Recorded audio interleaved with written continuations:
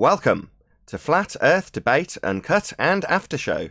I'm your host Nathan Oakley, and if you are new to this channel, or you've not done so already, then be sure to subscribe, hit the bell notification icon and join button if you'd like to become a Nathan Oakley 1980 channel member and keep up to date with the Flat Earth Debate. If you would like to support the channel, there is a super chat that runs alongside each of these shows while they are premiering. There's also a PayPal, Patreon and crypto link in the info box below the video. Speaking of Patreon, I'm going to do a quick shout out to all of you who do support me on Patreon, so a massive shout out of thanks and appreciation to, first and foremost, new Patreon. Hope I'm saying your name correctly, Bosnale. I'll hopefully get a clarity on how to say your name correctly, but thank you very much for joining us on Patreon. Also, Justin Duso, Joseph Pizarro, Samson, Maris, Harry Blade, Mobile Max 777, Neo the One, Lost Cat FE, Rob W, Open Minded, Reese Pound, Del West Watson, Mike, Muted, Dick Earth Skeptic, Chris Hillman, NA Literalist, Maria Neelands, Unbelievable Productions, Blue Ridge Ranger, Rob H, Nathan Thompson, The Real Gabster, Windrider, Liam Nedrick, Owen Jennisons, Abraham Mohammed, Dave Rakia Gafford, Nye by Adrian Quintana, Skeptic936, Life is Short, Fireball X, Felix Hung, Texas Mike, Edwin Johnson, Kirsten Smith, Alexander Main, David Wayne Foster, and Dank. So another massive thank you to all of you for supporting me on Patreon. Now raise the mic on whoever is in Discord so you can enjoy their conversation while I set up for today's live show.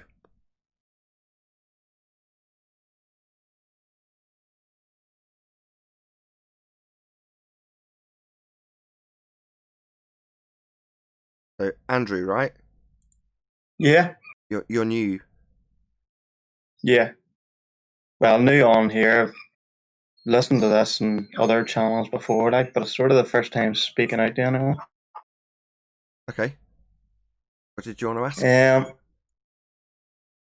As far as the speed of light goes, I know everything in space or so-called space is measured in light years.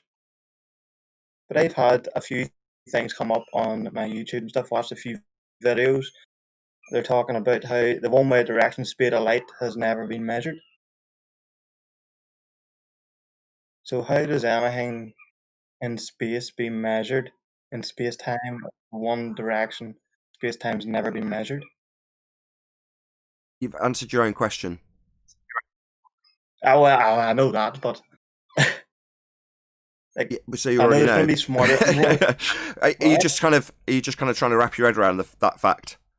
Because fair enough. Yeah, well, the video I watched, it basically says the speed of light from point A to point B has never been measured. So the speed of light from point A to point B back to point A has. But it's just sort of presumed that from the speed of light from point A to point B for talk's sake is 20 minutes. Can you do me a favour, Andrew? Andrew, can you do me a favour? Can you just drop from this call and then rejoin live stream? So what I want you to do is disconnect from the call, press the little hang up button with the X next to it, then refresh Discord, then rejoin. Does that make sense? Yeah, 2 seconds.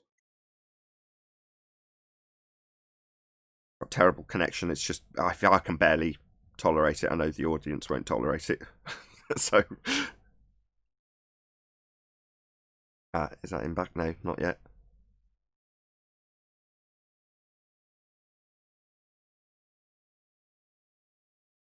Try that. Check, Andrew. Can you hear me? That's much better, thank God. So I don't know what's going on. I've never used NS, so it's new. Or maybe not. It's just your internet connection's pretty poor, I think. But we'll fumble through. Hey, 10th man. Okay, so basically the speed of light from point A to point B back to point A again for talk's sakes is 20 minutes. But no one's ever measured the speed of light from point A to point B. 10th. So there's nothing to say that the speed of light from point A to point B takes 20 minutes. Check 1 2. And then the speed of light from point B back to point A is instantaneous. If that makes sense. Plus, what's your point A? Do they know the distance to that point that they're claiming? Or is it based on a heliocentric model with space? Because you've already covered that, to be honest, but there we go. So yeah, you've already answered all of your own questions within the definitions of what you're describing, and space being one of them. Well, where'd you get your point A from?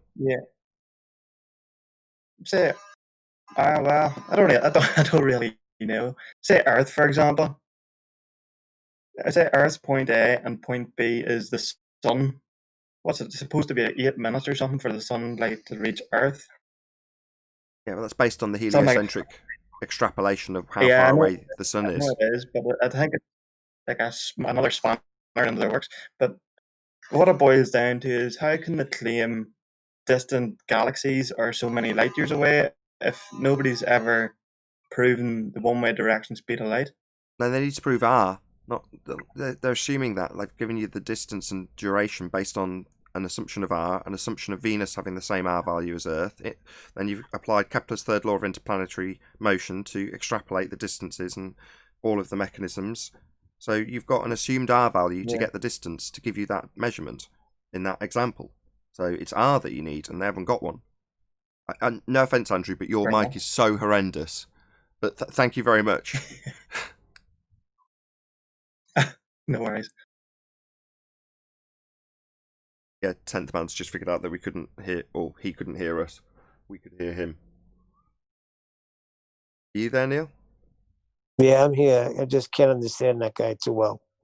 It's just an internet connection. I could understand him, but it's just, more than a few minutes of it's going to be totally unbearable for anybody listening in.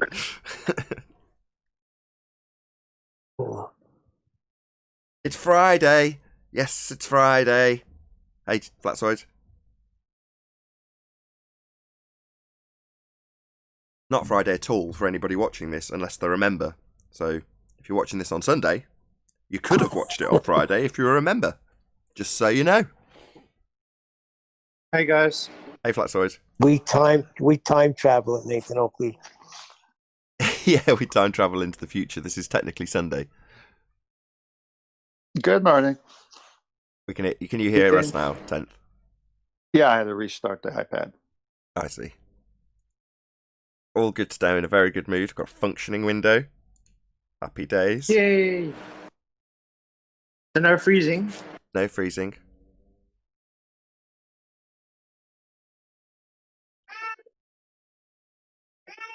Dare I ask how yesterday's show went? I really can't remember. I'm lost in a technical haze because this is a members only chat show. So I have actually scheduled this show, so you might see people as we do this pre-show. Broken curves. Can you mute, please?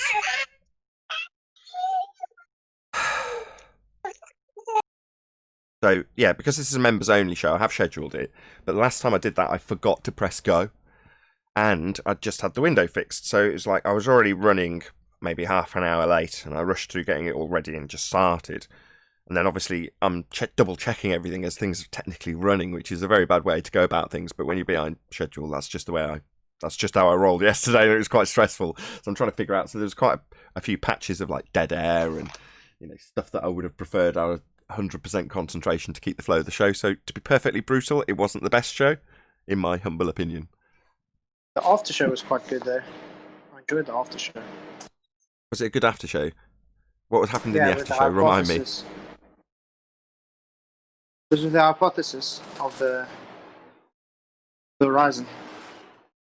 Oh yeah, that was good. That was another chap called Nathan who came along and formulated a hypothesis for us about diffraction limits. Very on topic of the moment. Didn't he come a few days earlier? That same Nathan? Well, he said he was new. Maybe he had popped in before, but I don't think he formally introduced himself at that time. So he came back. Maybe, but I'm just saying that was my first introduction to him. If it was his second time here, he introduced himself formally for the first time on that show, and then went through what he perceived to be a hypothesis. He was just looking for us to validate if it was viable or not, and we said it was. And then Adam pointed out that it actually already pretty much formulated the same exact thing and discussed it with QE, and it got the stamp of approval. So all of that was discussed in yesterday's after show. Again, that will have come out on Saturday, which is tomorrow, or yesterday, if you're watching this on Sunday. Here we go again, through the time machine. Well, this is remember this. Go ahead, Fletcher. I said that's actually just proof that time is a concept, because you'll never be in the same place at the same time. Can't be in a concept at any given point. Time is just a concept. So to say you've got a locality in it is nonsense. Can it be at the same time? What is time? How can it be at a particular location when it's conceptual? Well, let me finish what I was going to say. I remember this Nathan guy that you're referring to coming on the show prior to yesterday's show. And then you're saying that on yesterday's show, he also came back, just so I'm clear? There are several Nathans. For some reason, Flat Earth attracts Nathans. I don't know why. Hang on. You go your whole life Concept. virtually encountering no other Nathan. Nathans, and then the next thing you know, you come into an area of category topic where there's loads of them. I don't know why. Weird. All right, let's move on. So, Flatzoid, on the Fight the Flat Earth debate that you had, when Team Skeptic was his name, jumped in, he was trying to say something. I haven't gone back to hear it, but to best of my memory, he was trying to go back, or I remember him saying that if you were to measure 3 feet, it takes time to measure the start of the 3 foot to the end of the 3 foot. Is that what he was trying to say? Yeah. What he's trying to do is he's trying to, because he knows distance is an actual measurement of tangible thing, substance. Now he's trying to say, equate time to that. So because it's taking time to measure that, so time is not a concept; it's actual. That's his. No, neither are actual. The yardstick is not the piece of ground you're measuring. It's just an arbitrary construct that we've come up with to describe something. Same goes for time. Yeah, that's what I walked away with after hearing it for the first time, because some countries use the metric measurement. We in the U.S. have converted to that, but much after my schooling. But in my schooling, and still to this day, it's the feet and inches for most people.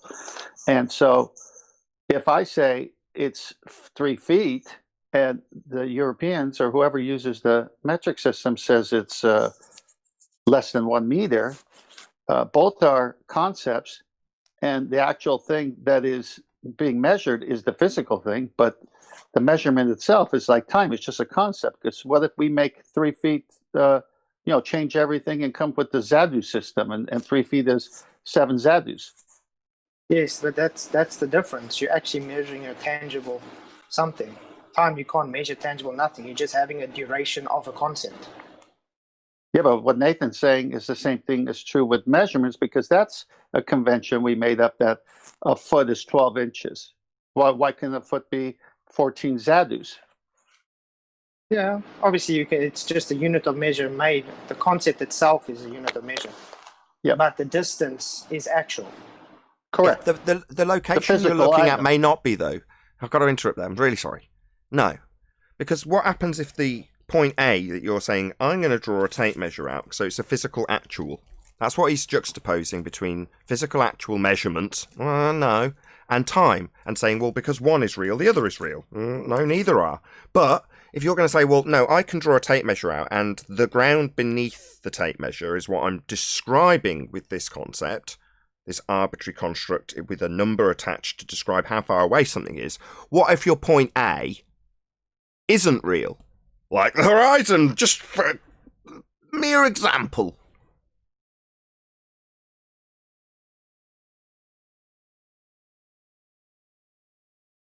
Do you follow my point? We can. We can. Hold on, because there was a long pause. Show me you draw a tape measure out to the horizon. Show me that. The horizon is an apparent location. So how are you going to draw a tape measure out to it? So in that instance, is anything you're describing actual, physical? No, nothing is in that example, is it? Right? Yeah, but you are still using that concept to measure a tangible thing. And it's not a tangible thing, is it? Time is just measuring a concept.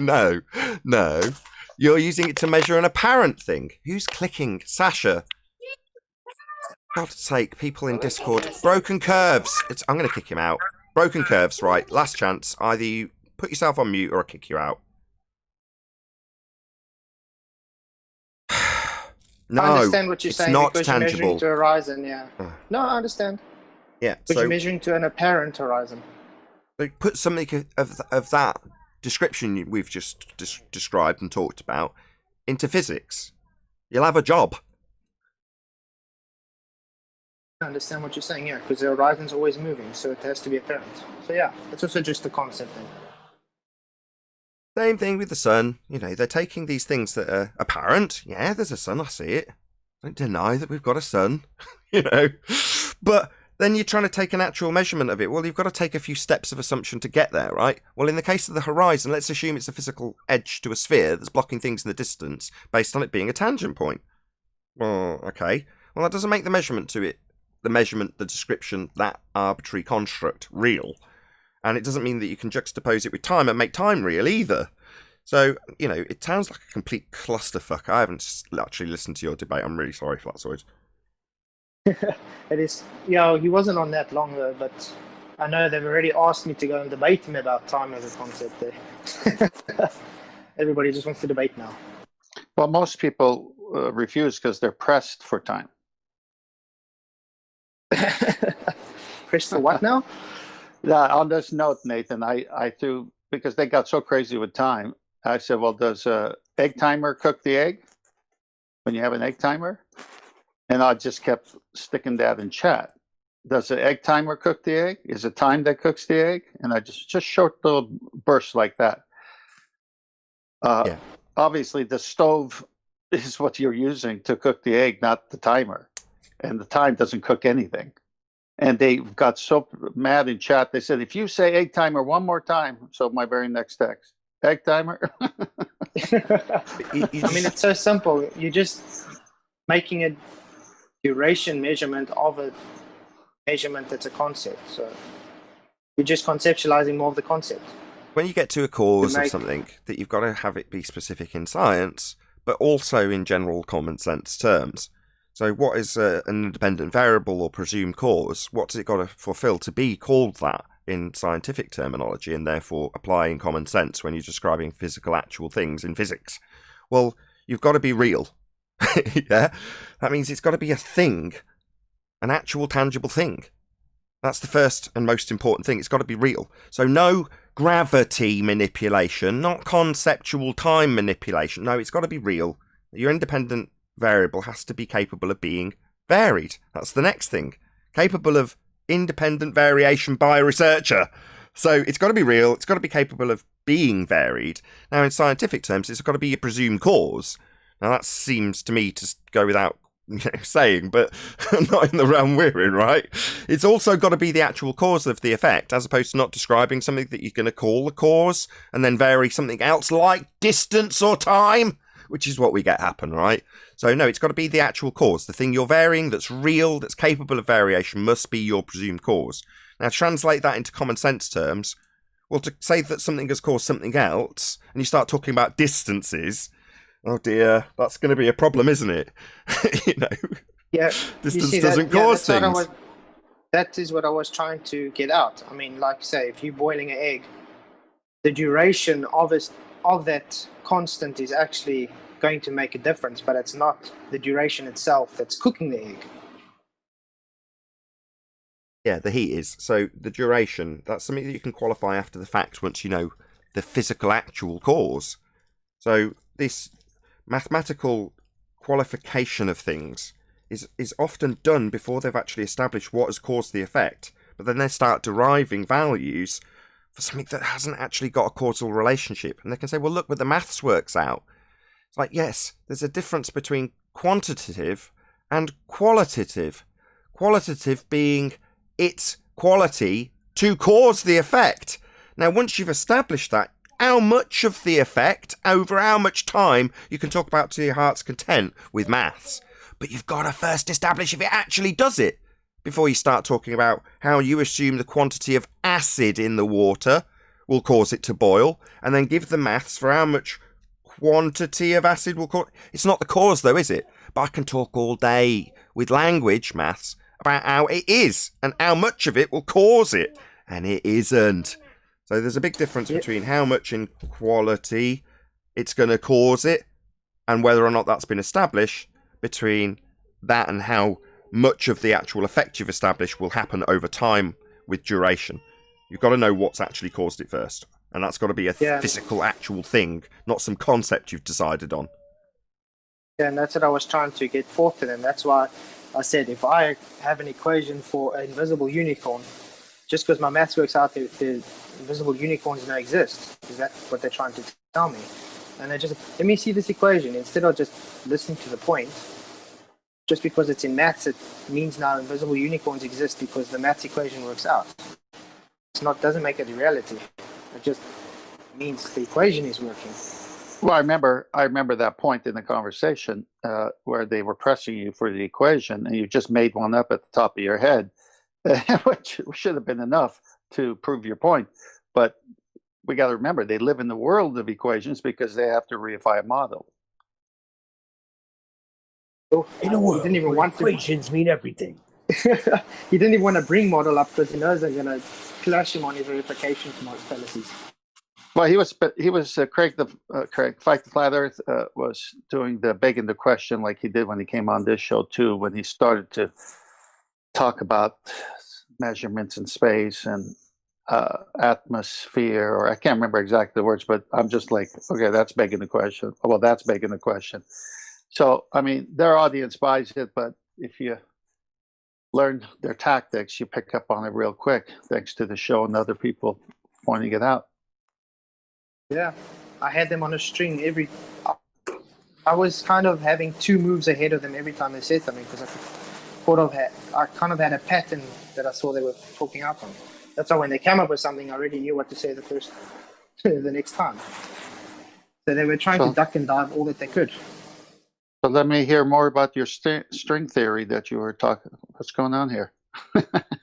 String theory. I was knotting it. You were nothing. Yeah, I saw you playing with them. But maths is abstract. It's a way of describing things, like English. It's a language. And while I can talk all day about unicorns, that doesn't make them real. While I can calculate all day how much acid causes water to boil, it doesn't make that real either. The description isn't the cause. That's dealt with by physics. Physics being the physical. Maths being abstract. But they, on the model side, while you say they don't want to talk about the model, well, what is it when they're describing something mathematically? That's all it is, as 10th Man pointed out. That's all their model is, a reification of a description, that'd be a model, into actualization. Well, that's a fallacy. It's called the fallacy of misplaced concretedness. Well, if you're misplacing something that is not concrete into something being concrete, then you've got a problem. You've got to have actual physicality to things you describe for them to be accepted as real. Now, the model of a sphere Earth is not that. It's a philosophy. Reified into existence, that's what the fallacy of misplaced concreteness is. A fallacy. It's called reification. Making that which is not real, real. And that's all they do. That's all globe Earth is. A reification fallacy. Yeah, apparently the scientific method is not empirical. Only observations are empirical. Well, my wife was reading something to me the other day. Don't worry. There's 300 million Earth-like planets in other galaxies that we can go to. So thanks for that. Roughly translated, observations you can say are empirical, but when you're trying to establish the cause of something happening, who cares? My rock, there's a rock. Okay? It's empirically a rock. That's an observation I've made. Wowee! Now, a volcano, that's a phenomenon that you could study. And you could figure out why it's happening with science. The cause of the effect being established by variation of something that's real, that you think is the cause. That's it. That's what science does. And if you get it right, it causes it. If you don't get it right, you validate your null. Your presumed cause wasn't the cause, proving your null hypothesis. If A, not B. If B being volcanic eruption, and you vary acid content of volcano, and it doesn't cause it to erupt, then you can cross that off the list. Well, you've proven it isn't acid content. But if you find out what does cause the eruption, then you validated the cause of an effect. It's empirically validated. If A, whatever you think causes volcanic eruptions, then volcanic eruptions, then B. Well, you vary A, you cause B, you've got the cause of the eruption. Well, that's validated empirically with science, and it has to be repeated. That's the repeatability aspect, the systematic experimentation.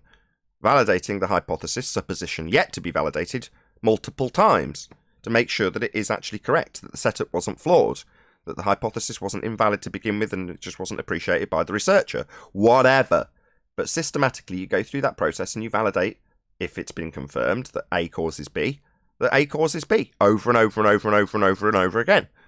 And at that point, you've got an empirically validated cause.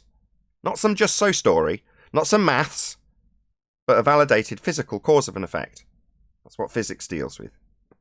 The physical. So That's real science. So not string theory then. String theory is not a scientific theory. It's like a Mystic Meg theory or a Nostradamus theory. It's not based on science. But they claim experiments all the time with that string theory. Yeah, well, 99% of the filed documentation that's called science isn't, or hasn't, gone through the scientific method. It isn't science. Not the way you just explained it, it doesn't. Because that was perfect, and I don't understand what the problem is. The problem is there's a certain amount of power, and men love power. Men being special, not men as opposed to men and women. But you've got people who recognise that when you say science, people believe what you say.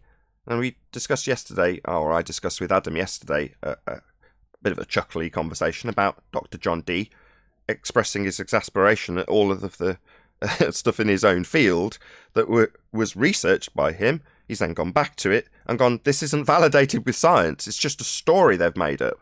But yet it's gone through peer review, it's registered, it's on the books, and other people build their stories off it. It's amazing. Yeah, that's the world we live in. I ran into some. Hold on, Neil. Go ahead. Was that John? Yeah, I run into some trouble yesterday with my hypothesis. I was told because the dependent variable wasn't physical, me manipulating the independent variable was invalid. Say that again. Sorry for shouting at you earlier. I didn't realise that you were one of my supporters and I'm threatening to kick you out for making noise. Sorry. Oh, no, that was my kid. My kids had grabbed the phone and were trying to talk to you, I guess. I see. Well, scream. I understand. Sorry. But I was told two things. I was told because I manipulate the independent variable, that it's just an observation, which I tried to explain to them that was wrong. And I was told because the dependent variable is not physical, but it is an observed phenomenon, it's not an experiment. Okay. So first things first. They told you that you varying something because you're involved, that's not valid, correct? Yeah. Okay. Yeah, they did. So maybe they're referring to natural science where they just watch something occur over time. That would be the observation of the phenomena in the first instance. Or just watching it occur. They say that they've watched it occur, therefore they've got the cause of it. I think they call that natural science. But in... Well, no, they equivocated. Go on. They equivocated it with climbing up a tree and changing the position of the horizon. But, you know, height isn't physical. You know, I mean, it can affect things, I guess, but you can't, you can't change that. You can't make 6 foot, 8 foot. How can you manipulate height? It's not a physical thing. Well, but the lens is. Okay, you're talking about height being the cause of an apparent position. Yeah, that's got its own inherent problems. But height, as opposed to the guy yesterday who was talking about reducing or increasing the size of the aperture, height would vary the angle. I don't know. Yeah, that was me. That was you? Yeah. I thought it was that Nathan. It was him with the Come on, Nathan, keep up. What was the Nathan guy then? He was the one that came up with the EQ mount. He kept calling it an experiment. Yeah. Okay. With the gyroscope. Oh, the he had a posh gyro. Okay, I'm confusing you with the other guy. My bad. Yeah, to be fair, both equally good. But yours, yeah, sorry, I'll just wrap my head around who said what now. Okay. yes, it sounds like they're just equivocating with natural science, but you're saying they're not. Yeah, I think they're just confused right now because I mean, these were flat earthers I was talking to. You know, I think they've just spent so much time arguing against globe heads that they're using some of the globe head arguments, and I don't know. The globe's like a mimetic disease. Even being close to it rots your brain after a while. Yeah, I was with him on 24/7 afterwards. The arguments they were coming up with was quite dumb. Well, who's giving you a hard time? The thing is, I would in that rather, argument, hold on, John. I've just pondered on it for a moment. So what they're talking about in that example is they're increasing or decreasing their angle. But like the conversation, I can't remember who that was with either this morning, literally, it's only moments ago, but we'll get to that. If they're increasing and decreasing their angle, they've got to take an angle measurement based on their increase or decrease of height to a point. And the point that they're going to measure the angle to is actually where the problem lies in this claim. If they extrapolated it out into their description of what is essentially foreshortening, an optical effect, when they raise their position to an angle at a tangent point, the horizon. Well, that argument breaks down at that point, the tangent point, because when they're increasing or decreasing their angle, and you can argue all day about whether or not you can have that as an independent variable, fair enough, my argument wouldn't necessarily follow that line. It would follow the line of, okay, so you're saying that you're increasing this position out in the distance, and the way we'll calculate the angle will be based on that position and where it is based on our height. But that requires that position to be a point that you can actually put an X on. Now, they obviously do in orthographic view, but in reality, when you're actually looking at the horizon, you can't do that because it's an apparent position, not an actual position. So to take an actual measurement of an angle to that point, you've got to have an actual point to measure. And it's not. Now, the assumption on their side while you're having this argument is that it's a physical, geometric sphere edge horizon capable of having a tangent point associated to it. And it simply isn't. I hope that wasn't too long-winded an explanation.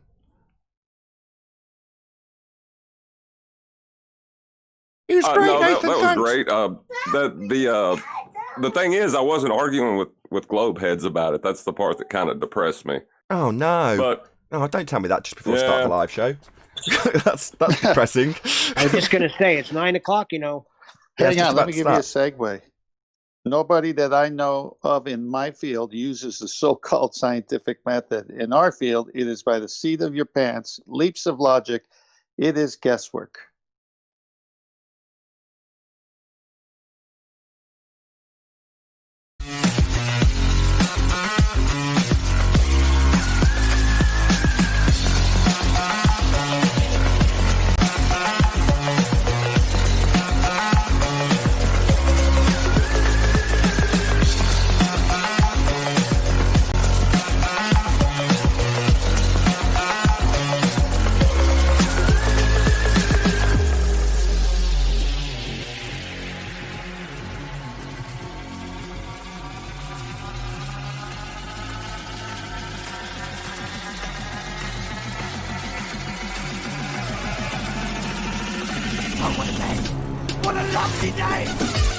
Welcome to Flat Earth Debate Live. I'm your host, Nathan Oakley, and if you are new to this channel, or you've not done so already, then be sure to subscribe, hit the bell notification icon and join button if you'd like to become a Nathan Oakley 1980 channel member and keep up to date with the Flat Earth Debate. If you would like to support the channel, there is a super chat that runs alongside each of these shows while they are live, and there's also a PayPal, Patreon, and crypto link in the info box below the video. Most importantly, if you'd like to join the discussion, simply mute the page you are currently watching, then click the link in the info box below this video to join the panel and express your views on the nature of Earth. If you do join, please don't swear. If you do, you'll be ejected, and if you are, please don't try to rejoin the stream using sock accounts. You'll be warmly welcome back on the next stream. Please also share the show on social media. Sharing the show obviously increases the live audience, but this in turn increases the chances of a more diverse panel. So please share the show on Facebook and Twitter. One last time, if you're new to the channel or you've not done so already, then be sure to subscribe, hit the bell notification icon and join button to keep up to date with the Flat Earth debate. Now, we are joined by Neil, 10th Man, Flatzoid, and a whole bunch of people in Discord. So welcome, one and all. Hello. Wow. Hello, hello. Bonjour. Buongiorno. Bonjour. Hola. Any evidence of a physical, geometric, sphere-edge horizon, formerly known as the curve of the Earth, capable of being a tangent point to measure geometry with? I looked for it from 18 tee boxes when I played golf yesterday, and I couldn't see it. Did the horizon keep apparent moving? Are we all on No, board but with this, right? The horizon's not a physical location. Therefore, you can't use it as a tangent point. It can't obscure things in the distance. It's not a physical thing to do anything physical. It's an apparent location. It moves with the weather. It's not a sphere edge horizon that bends as you raise an altitude or doesn't bend if you're a flat earther. This line on this picture isn't our horizon. This now is a cartoon. But in reality, whether or not it bends is irrelevant because that point is not our horizon. Our horizon is an apparent location and not a sphere edge. It also seems to exist solely within the viewing device. Absolutely. It's purely based on the capabilities of the optical devices capturing it. Now, for the most part, that's aperture, given a clear enough day. That's the diffraction limit. Something that, for some reason, like with Simon Dan attacking us on my next question, we're being attacked over something that we actually use as our argument. We have a diffraction limit. Now, in orthographic Muppet vision, you don't. Now, this is something that's absolutely calculable based on the optics that you're using, and yet it is ignored, nay, hijacked by Earth curve geometry. They call the horizon a tangent point. That's a physical point they can measure, derive R from, and have block boats and buildings. And the horizon is not that. So, sine of data 0.1.22 by lambda over diameter. Interesting. Lambda. Wavelength. Isn't it a funny coincidence that you've got 1.2 times the square root of the observer's height in feet for the geometry? And yet there it is. It might not be. They've hijacked perspective and they've called it Earth curvature. And then when we point it out, they attack us on our understanding of the very thing we're debunking it with. In this case, diffraction. What's diffraction? Interference. How is it relevant to the subject? Well, there's a diffraction limit based on the aperture of the optical device capturing that point. That would be an apparent location we call the horizon. Moving on. Any evidence of axial rotation of the Earth-based variety?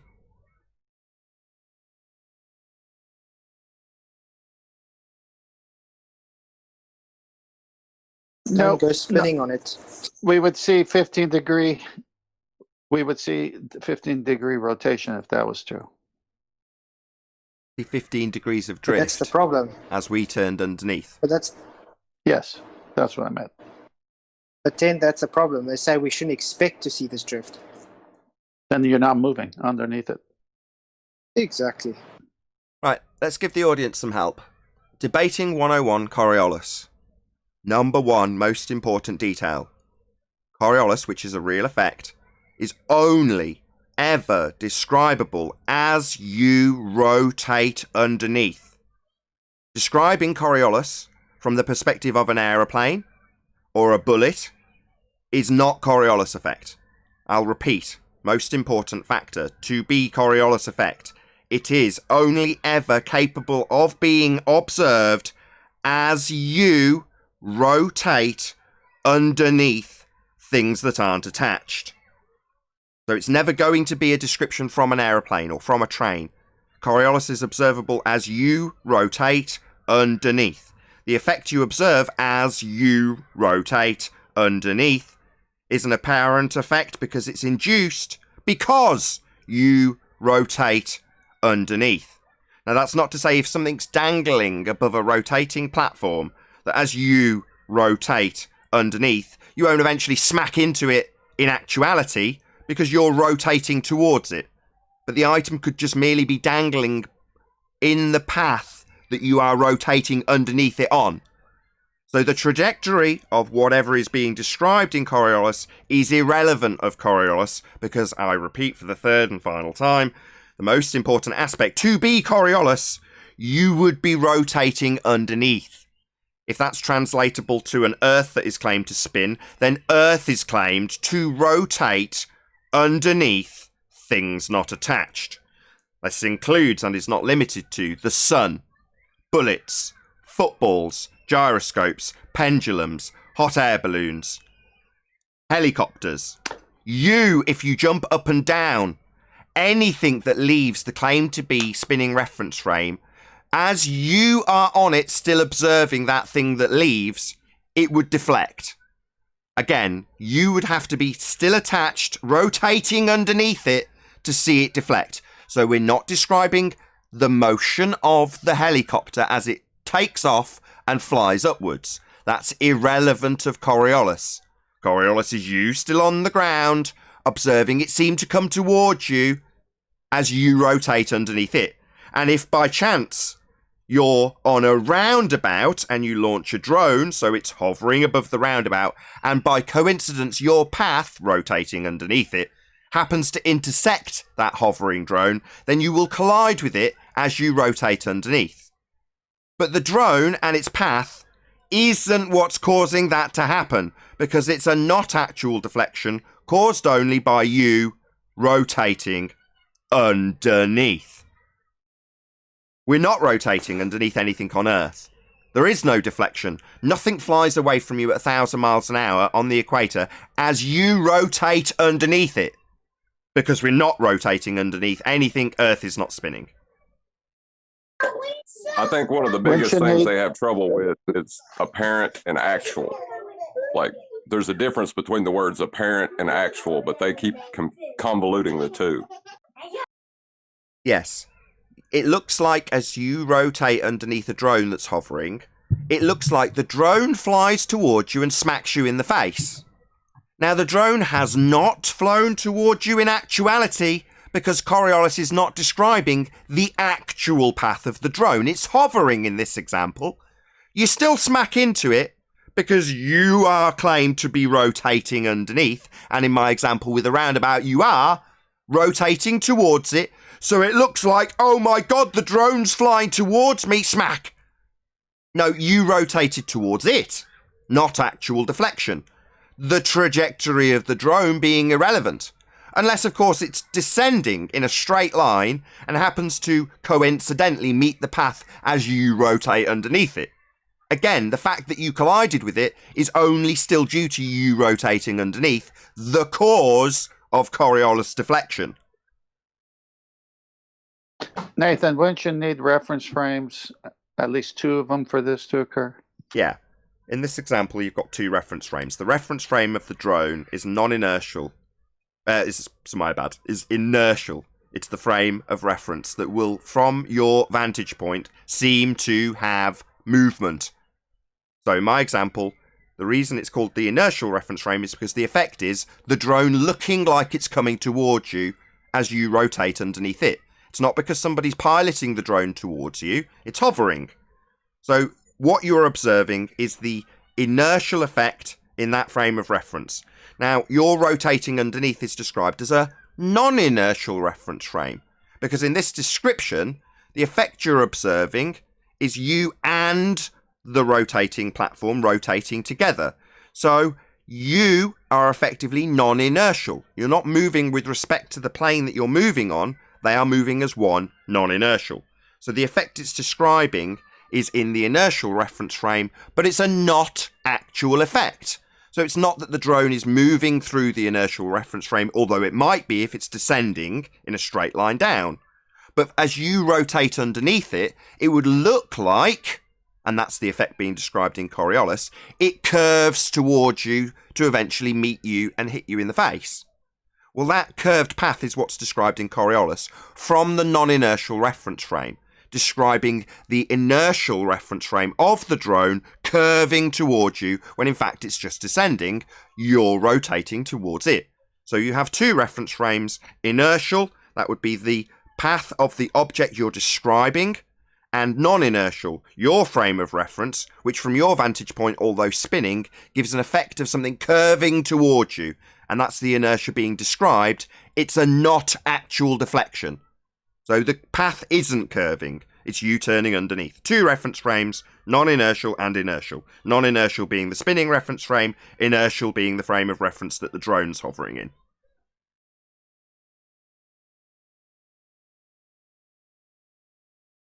By the way, Globers, you and your reference frames used to claim Earth spins with 15 degrees an hour deflection as Earth turns underneath have been ruined. There is no deflection. Earth isn't spinning underneath. Nothing deflects at 15 degrees an hour in spite of your claim it does.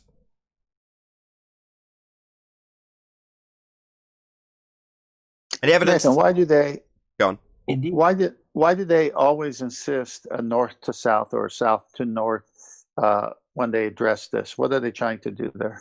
They're trying to take the frame of reference being described away from the non-inertial spinning reference, turning underneath, and describe the projection of the motion the bullet or the plane or the ball takes, but not being described from the non-inertial reference frame, being described from the inertial reference frame.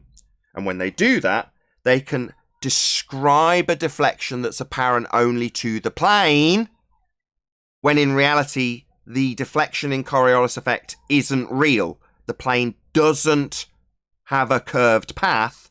It's you observing it seem to have a curved path because you turn underneath. So they move the example to the bullet and its trajectory, its actual trajectory. So they say a plane wouldn't have Earth turning underneath. It retains the velocity of Earth. So they're detailing the projectile and its actual path and how that relates to Earth not turning underneath it, when Coriolis effect is the not actual path observed as you rotate underneath. So they're justifying why we don't see things drift apart at 15 degrees an hour as we rotate underneath them. And because they can't justify that from the non-inertial spinning reference frame, because they need to claim it's spinning anyway, they move the example to the inertial reference frame with the plane, bullet or ball, and say the inertial reference frame is moving with the non-inertial reference frame. They're moving together.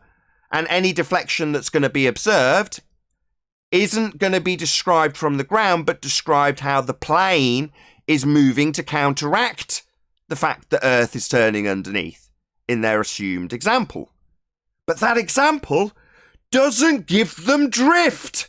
And they claim Earth has 15 degrees an hour of Coriolis deflection. That would be you on the ground watching the plane seem to curve as you turn underneath it. So they're justifying why we don't see the drift they claim we have by moving the example to the inertial reference frame.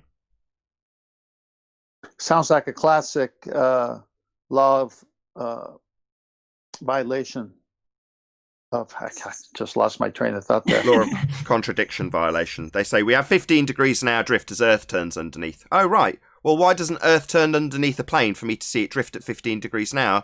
Because Earth and atmosphere don't move apart, they move together. But that doesn't give you drift. It's refracted. So some things are deviating, but other things aren't. It's Coriolis refraction. It's either observable that they move apart, that's Coriolis effect, or they don't move apart, and that's not Coriolis effect. That's them not drifting at 15 degrees an hour. So when they say, well, the plane would blah, blah, blah, the plane's got engines, blah, blah, who cares? Coriolis is me on the ground, firmly attached to it, watching something seem to drift. So I've got to be on the ground, watching something, and I've got to be turning underneath it for us to have this effect. So you telling me that you assume Earth spins, and you assume the plane spins it with it, That means I'm not observing it from the ground. Seem to drift away then. So no Coriolis drift. Well, the fact that things are supposed to drift is supposed to be the thing that proves we spin, not just your assumption that they spin together with absolutely no sodding evidence of that occurring beyond your assumption that the Earth's spinning and Earth and atmosphere are violating the first law of thermodynamics by spinning together. But wasn't that really what the theory of relativity was for? To basically state, no, because everything is all relative with big motions, apparently, even though physical gyroscopes disprove this notion, that Earth could be considered as if still when the universe was spinning around it, it would work just as well. Well, no drift then. So no drift, as per their Coriolis effect. Yes. Basically, well, so Einstein I don't care. We could discuss, no drift. Arvin, we could discuss this. But like with the ballers, I'm not going to get into explaining to them how their claim works. As soon as they start telling me about how they assume Earth spins, or they assume that in this example the skies are moving and we're not, well, that doesn't give you Coriolis deflection. Doesn't mean Earth's turning underneath a man being dragged along on a bouncy trampoline. You know, he should jump up in the air and have Earth turn underneath him at whatever rate the given latitude gives him. And he's not. There is no drift. Apparently, we don't see 15 degrees an hour. Apparently, you and your reference frames are ruined. Well, apparently, or what did you use? Relatively. Who cares? They're supposed to have drift and they don't. Okay. Any more? Yeah, It's either that or it's this weird convolution where they think they can have their reference frames and have it ruined at the same time. And that some things apparently deviate and other things don't. And they just keep going back and forth, keeping that very confused. Which is, by the way, absolutely ridiculous. Like you said, either there has to be drift or there isn't any drift. But they seem to believe that there's this quantum situation or in between, or as I said earlier, refracted Coriolis effect. Some things drifting, some things don't. They think this is apparently possible for some reason. But how would you come to this conclusion if you see the sun's moving and not the Earth?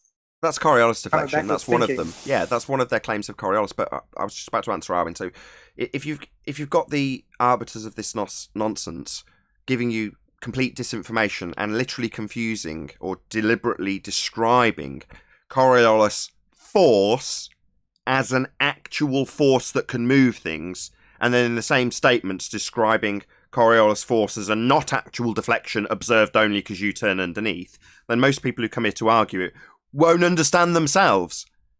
You know, they'll go round in circles. They do it in the comments. They go round and round in circles saying, yeah, we have got 15 degrees an hour drift. Thanks, Bob, for proving that Earth turns underneath the gyro and we see it deflect at 15 degrees an hour. And we go, well, we're turning underneath stuff then. So we turn underneath planes to see them drift at 15 degrees an hour. And they go, no, the plane, immediately taking it away from you observing it on the ground, the plane and atmosphere move together. It's like, well, that's not me on the ground seeing it seem to drift apart then, is it? And they go, no, we wouldn't have drift. They're moving together. And you go, well, you're supposed to have 15 degrees an hour of drift as Earth turns underneath. Well, we do. Thanks, Bob. And you go round and round and round with them not recognising that you can't have it both ways. You can't have stuff not drifting apart as we rotate underneath and drifting apart as we rotate underneath. You can't have it both ways. What's the reality? Well, nothing's drifting apart from you. Don't throw a ball in the air on the equator and watch it move away from you 1,000 miles an hour, because in reality you're turning underneath it, as is claimed to be the case. So nothing's drifting. There's no Coriolis effect on Earth, even though that's supposed to be proof of Earth's spin. Excellent. I want to say something here and then go back to my question, so we're not done with the subject, hopefully. Drift or no drift, that is the question. So they say there's Coriolis forces, but then at the same time, it's described as a not actual force or deflection.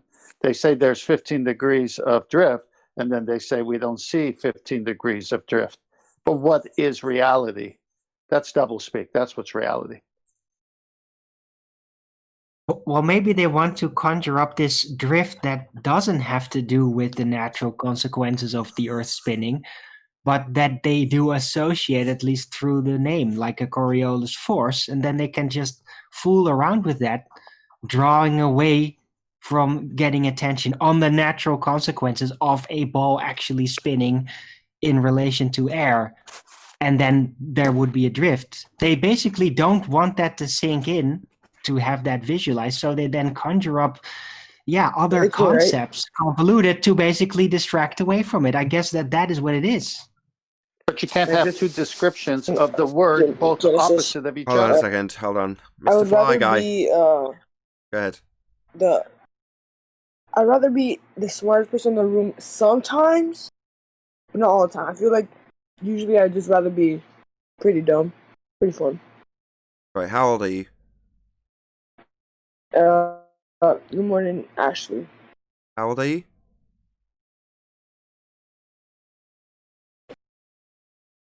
Hello? How old are you? You were broken up.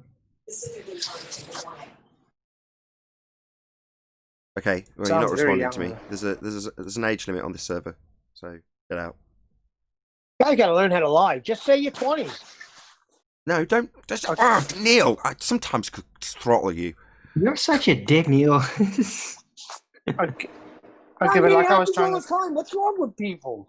What's It's wrong? about- Don't you know how to get into a Legal cinema underage? consequences, Neil. What, are you going to answer his birth certificate? Don't these guys know how to get consequences, drinks? Neil. Oh, Neil, you're a Yeah, but if terrible somebody influence. says they're 20, Yeah, you so gotta take don't- them at their word. Legal consequences. Right, I'm just for the saying, but record, somebody comes on and honesty say, "Hey, I'm is the 20." best policy. Don't lie.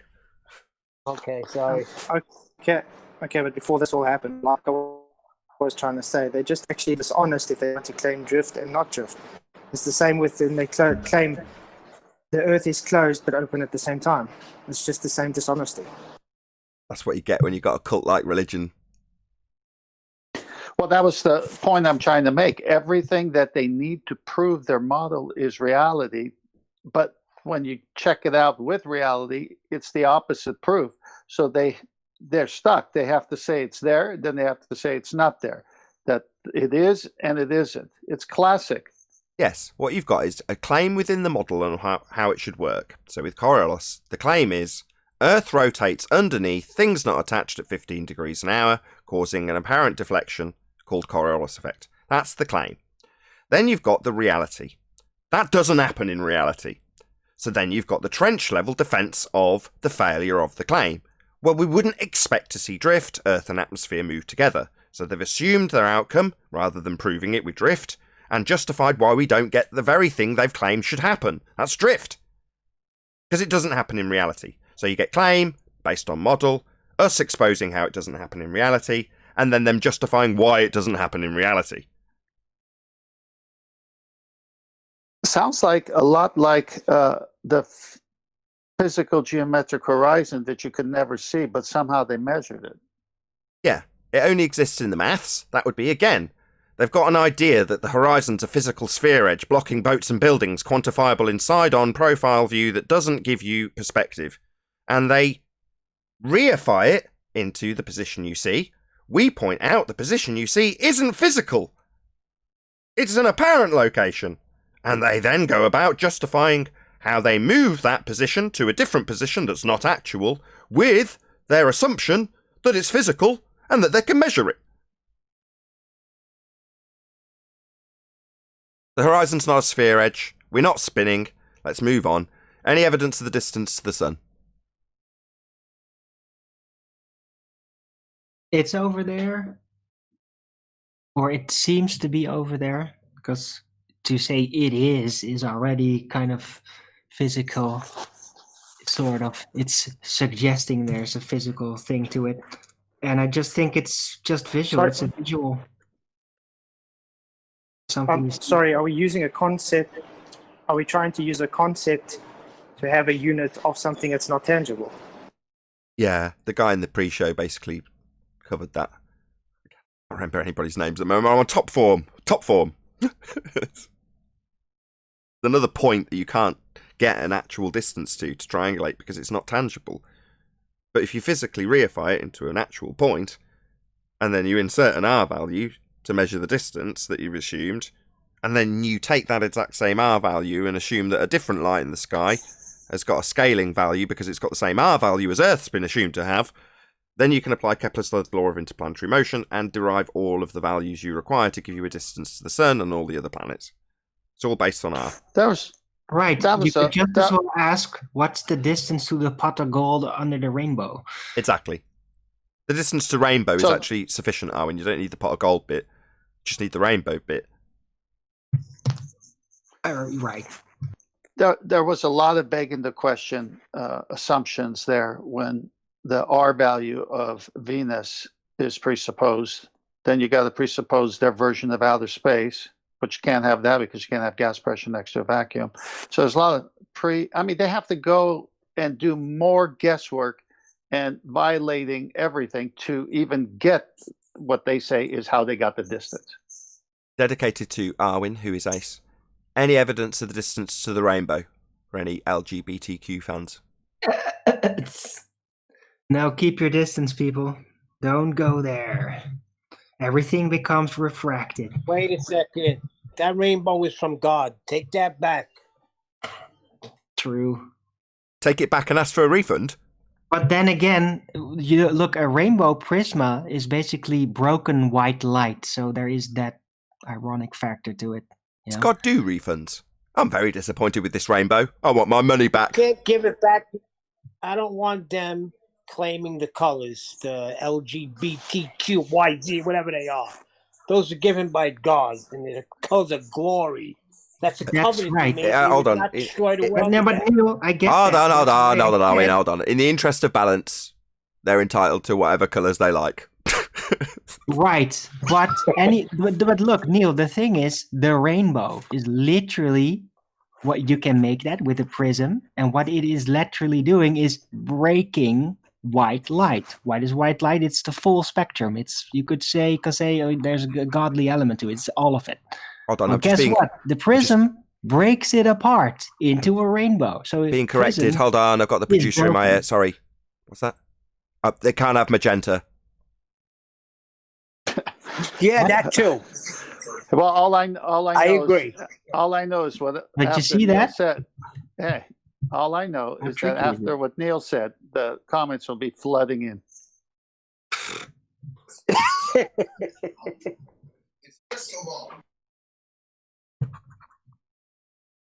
For anyone who know, took it offence, just always stuck to me that rainbow colors is basically broken light, broken white light. That's kind of ironic to me, considering their agenda. for anybody who took I heard offence to something the other day. Is that true that hold you on. can't make you can get the colors of a rainbow inside your house, but you can't get like the shape that you get in a natural rainbow, where it's like a bow? Is that true? Shine light through water.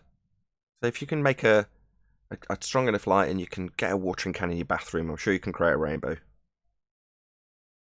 Yeah, I know. They said you can only get the colors in it straight, but it's never going to bow like outside. I just was wondering if that's true or not. Yeah, but that's because the sunlight is holographic. So any side effect from rainbow will be also prismatic, much more than any locally created light. Hold on, you See? just used two words, prismatic and holographic. Hold on.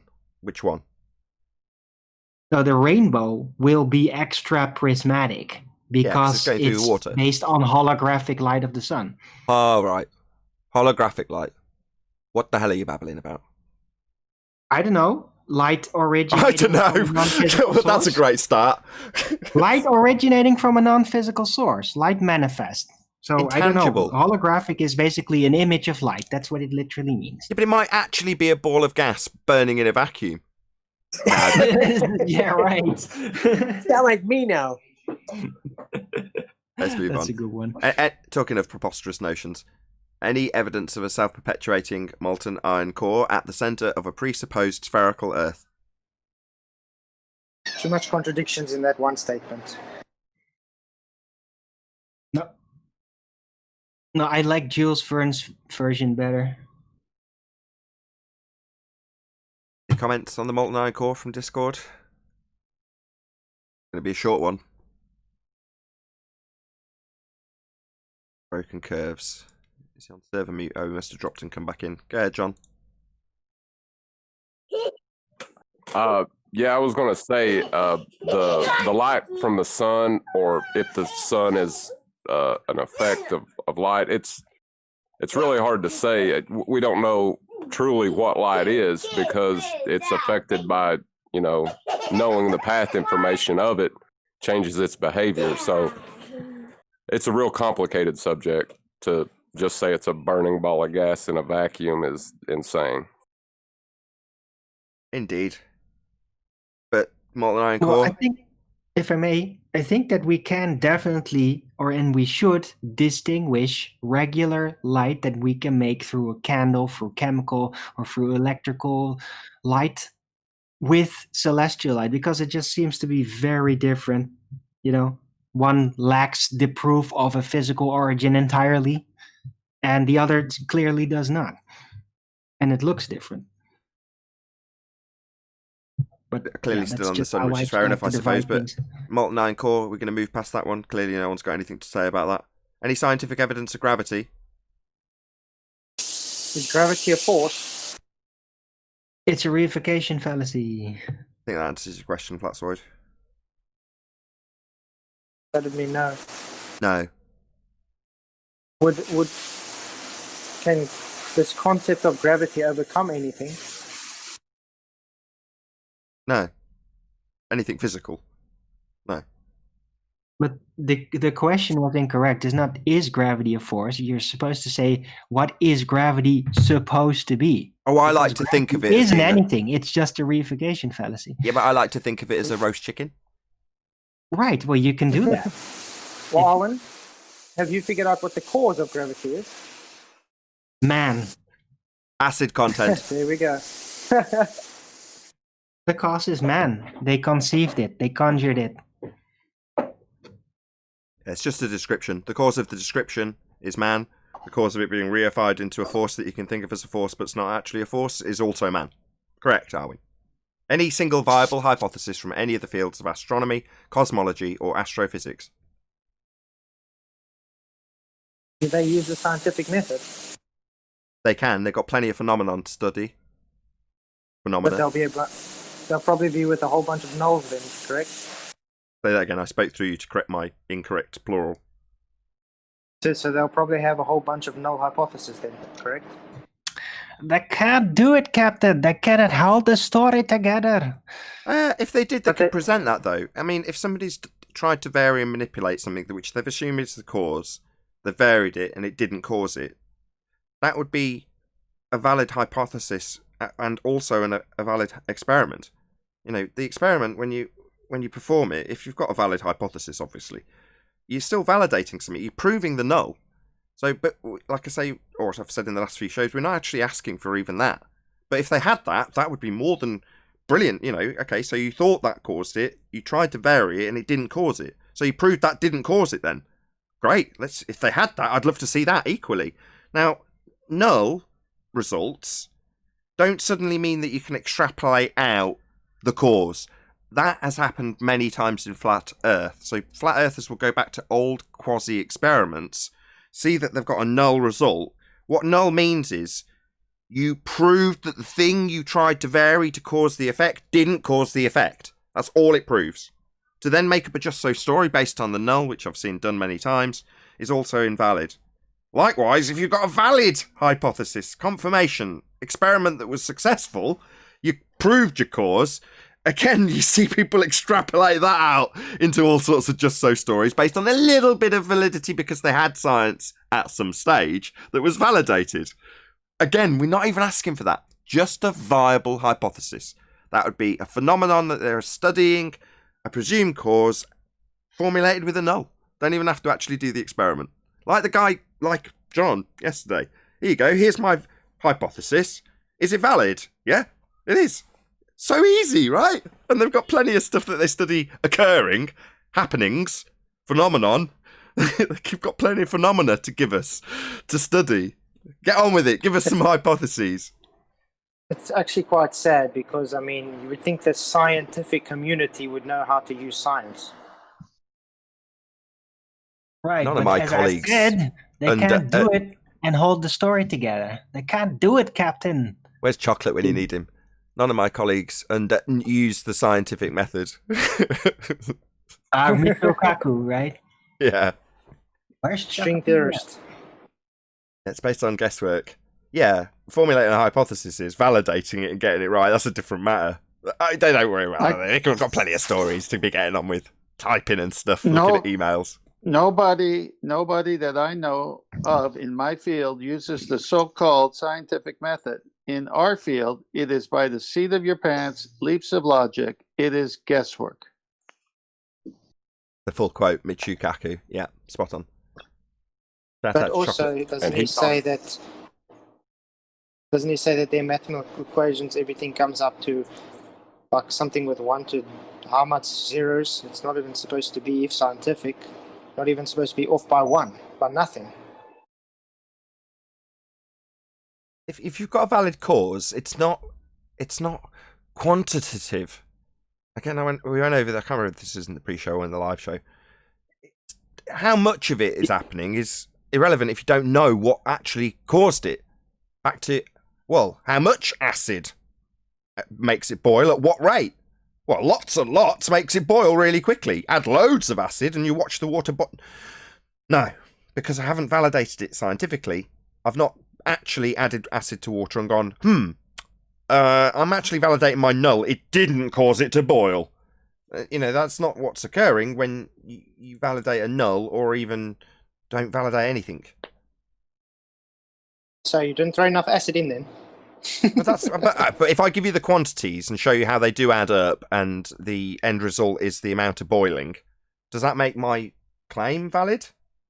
Quick shout out to Unisox Femu, who says, your video is fake.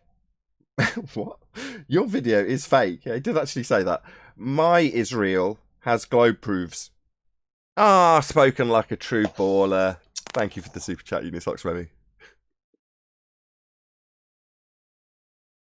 Usually in science, if we're off by a factor of 2 or a factor of 10, we call that horrible.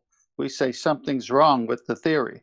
We're off by the factor of 10. However, in cosmology, we're off by the factor of 10 to the 120. That is 1 with 120 zeros after it. This is the largest mismatch between theory and experiment in the history of science. Michio Kaku. So no science there? No, none. That's why we're asking. Any evidence of the R value, Earth radius? Would you not need a physical shape to have a radius? They assume it and assume it's got a radius. They assume the horizon's a tangent point to measure it. If the horizon only exists in the camera, though, then how can it be a physical radius? That's correct. The horizon, that's beautifully well put, John. The horizon only exists in the camera, and the geometric sphere edge horizon only exists in Earth curve maths. Quote Rumpus. It only exists in the maths.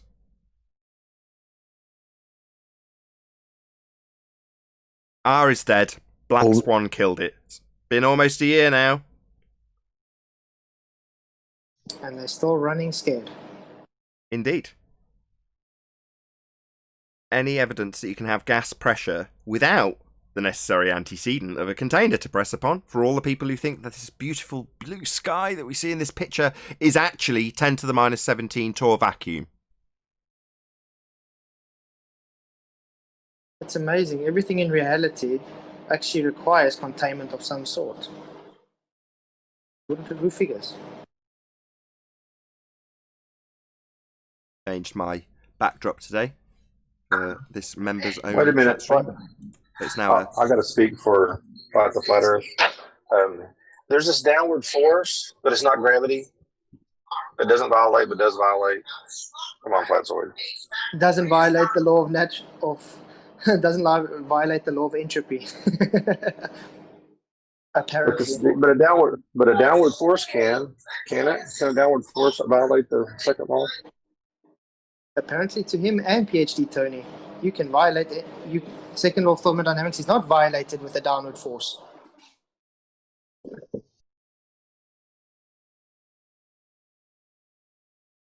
So, have you guys ever seen Zachary Zabala's video where he applies an electric current and he causes the object to move up and down, sort of on the same principle as electromagnetic tethering, and how they get atmospheric balloons to raise or lower based on a current that's applied? Yeah, Zach's ace. Shout out to Zachary Zabala. Subscribe today. His channel's name is as follows: GUDTIMS,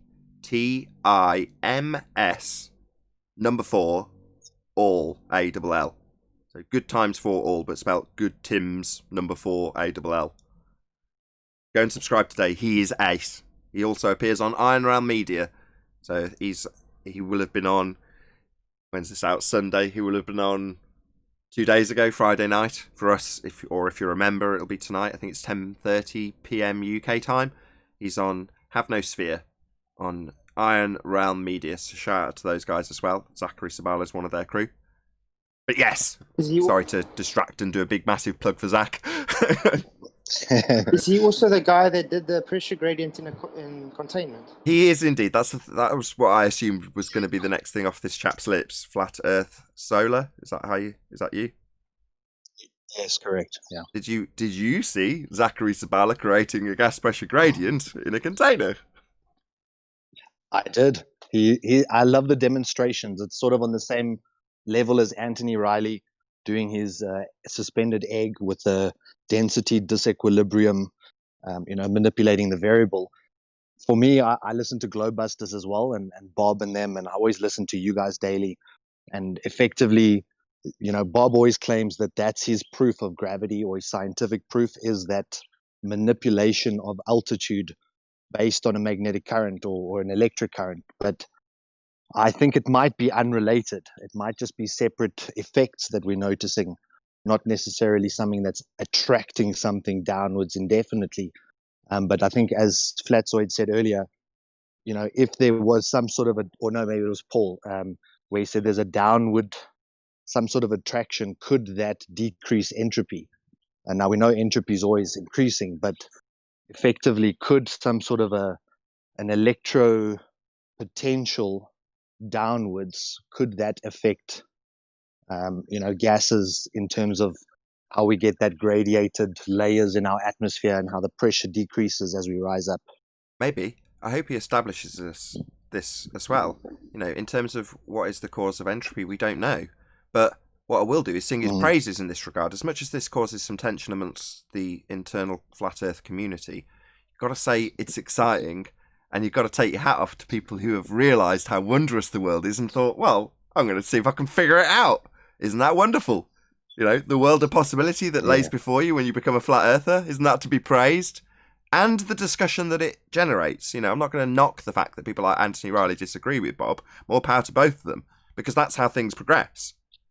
Let's hope it is a bit less hostile going forward. Enough said. I just have to say I'm happy that there's another South African on the board. I thought he was Indian. You're not Indian, my friend. No, definitely not. South African. I've been listening to you since about probably show 60. So, you what? Really.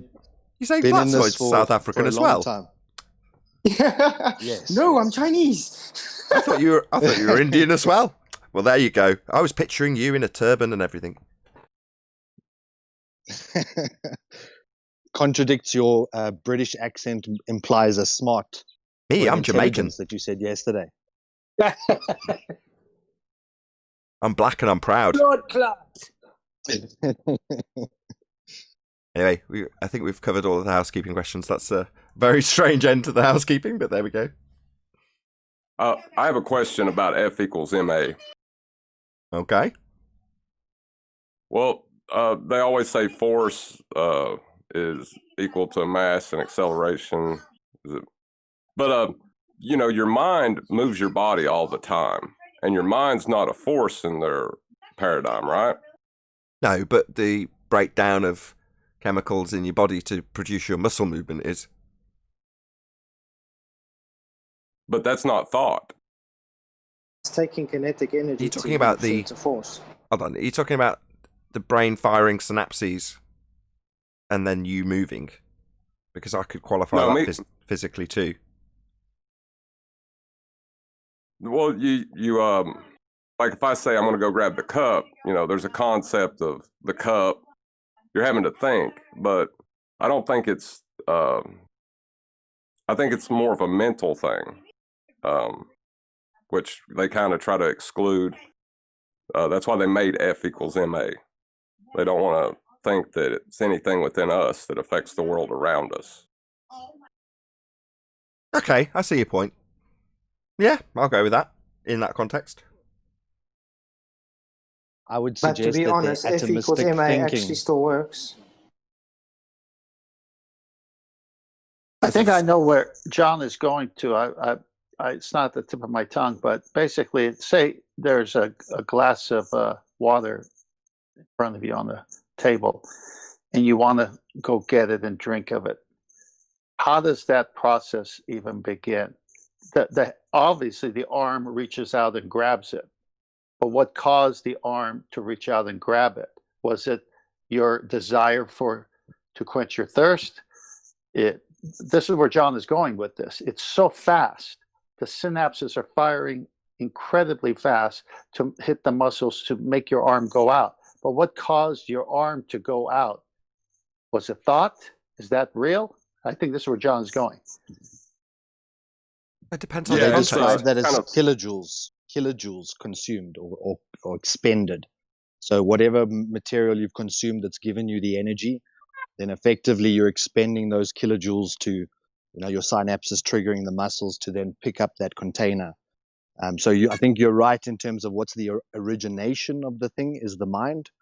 But the atomistic thinking will always say it's the actual neuron firing and the muscle picking it up. But there's definitely something to do with fasting where you don't consume any calories, but you can still run. You can still walk and do activities. So therefore, you're losing more calories than what you've actually accepted or inputted, Fasting. which does then, Are you sure which you're does not? cause a question mark. You sure you're not Indian? Hey, I also fast. I'm not Indian. Well, I'm it's pretty just, sure. I'm but I pretty sure. fasted. Yeah. What? Nathan, do you know you also fast every time you go to bed? You're not eating. That's a time of fasting. And what That's do they why they call call it what breakfast. do they call it when you wake up and eat something? They call it breakfast. Breakfast. Exactly. So you fast every night. Indeed. Shout out to Michael Miyashiro. Hope I've said that correctly. Welcome to Lion. Thank you for joining as a Nathan Oakley 1980 member. Whatever you do, do not break a 3-day fast with McDonald's. It will cause you serious pain. I'd like Not a to McDonald's go back. guy. Go on. I'd like to make a comment about the mind issue on the ontological primitives. If things weren't happening or moving or nothing was at a steady state, nothing occurring, something had to make a choice to cause something to change. You understand what I'm saying? No, that description violates the second law of thermodynamics. There is no situation where nothing's changing. Well, I mean, if the universe did not exist, nothing was there. Of course, No. You're taking some arbitrary description of someone who's come up with an idea. It's Lemaitre, right? Of there being a nothing with nothing decaying and nothing existing prior to an explosion of everything from nothing. Divide by zero, get everything. Well, this is. Oh, there's a word for this. It's hold on. There's a word for this. It's bollocks. Well, wait a minute though. See, in the Christian worldview, there's a thing called ex nihilo. You know what that means? I know Kenneth Man knows what that means. Yeah, it's a biblical description of the exact same thing. I know. So if there was nothing there, right? Nothing, no thing. Something had to change to create something. And the only way that can happen is an agent. A choice had to be made. That's all I'm saying. Yeah, all anybody will ever have to come back at you with that statement is the infinite regress fallacy, which I'm not going to repeat. And that's why I was trying to go through. No. Oh, sorry. Right. Sorry. No, And that's the what infinite and that regress. was Go ahead. no, it's fine. You can. I was just saying that's what I was trying to get through with Craig about the Big Bang and why it violates the first law of thermodynamics. Exactly that point. But there is no infinite regress of God. All causes start with Him. So everything starts there. So His choice to make something is the beginning. There is no infinite regress in that. Yeah, and further to that, the the existence that we do live in, when you take our very limited understanding of light, appears to present itself as, I hate this word, simulation, or at the very least, a rendered reality. Now, what do I mean by that? Well, if you take diffraction of light and figure out what causes it to go from a probability distribution, just to be clear, that's a wave function. Light is not a wave, but the probability distribution, that would be the likelihood of it being here, there, or somewhere else, is interrupted by us, or by, more specifically, a knower, an agent that can acquire knowledge of that light. And at that point, it actualizes itself. It stops being a probability distribution and becomes an actualization. Now, that, although that's a scientifically valid description of the double slit experiment, can be, although I poo-pooed doing this earlier, extrapolated out into this reality being rendered. In other words, if you don't have knowledge of that path information, then you've only got a probability. Without a decision being made, it's only a choice of outcomes.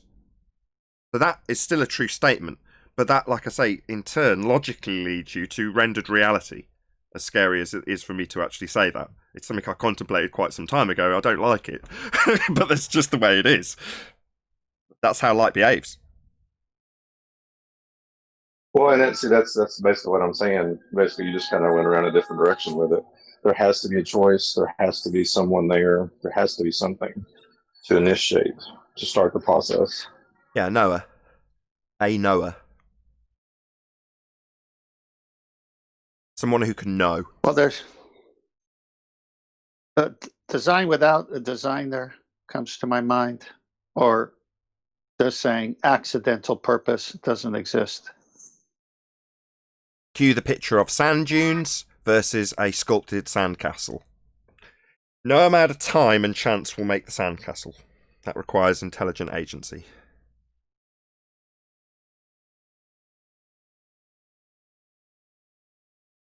But that's what they've got you believing. It's just a matter of time and a dinosaur. It's just a question of time. And a dinosaur, love it. Quick shout to They sure have. I like the art. Go on. Go on, John.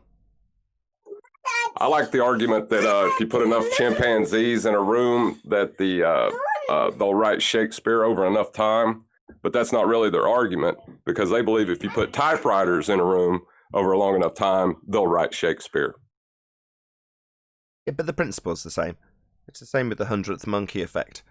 JLB covers these bullshit stories with no validity quite often. People take these, they're just old wives' tales that have been documented with a cast and crew and a set and a stage and a producer and a scriptwriter and a predetermined outcome to describe this effect. Total nonsense. 100 monkey effect, complete nonsense. People will parrot it off. Well, here's the thing. Well, here's the That's let's not the give. 100th monkey effect. That's something else. Hold on, Erwin. Yeah, I know I it's was something talking else. first. I'm just saying it's just those stories that get made up as old wives' tale. I know this isn't. I know he's not saying the 100 monkey effect. I'm just using it as an example where you can easily, readily find people who debunk it as the nonsense it is.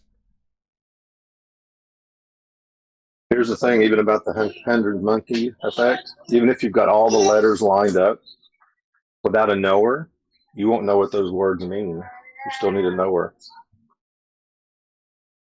Yeah, they would have you believe it's just a question of time, and enough time progresses and enough generations of monkeys go by, providing the typewriters were functional in the example, eventually they'd write the complete works of Shakespeare. But that's the same idea that with enough time, the sand dune will form itself in some place into a perfectly sculpted sandcastle. Brings to mind monkey see, monkey do, but you got to have the first monkey writing Shakespeare. Francis Bacon.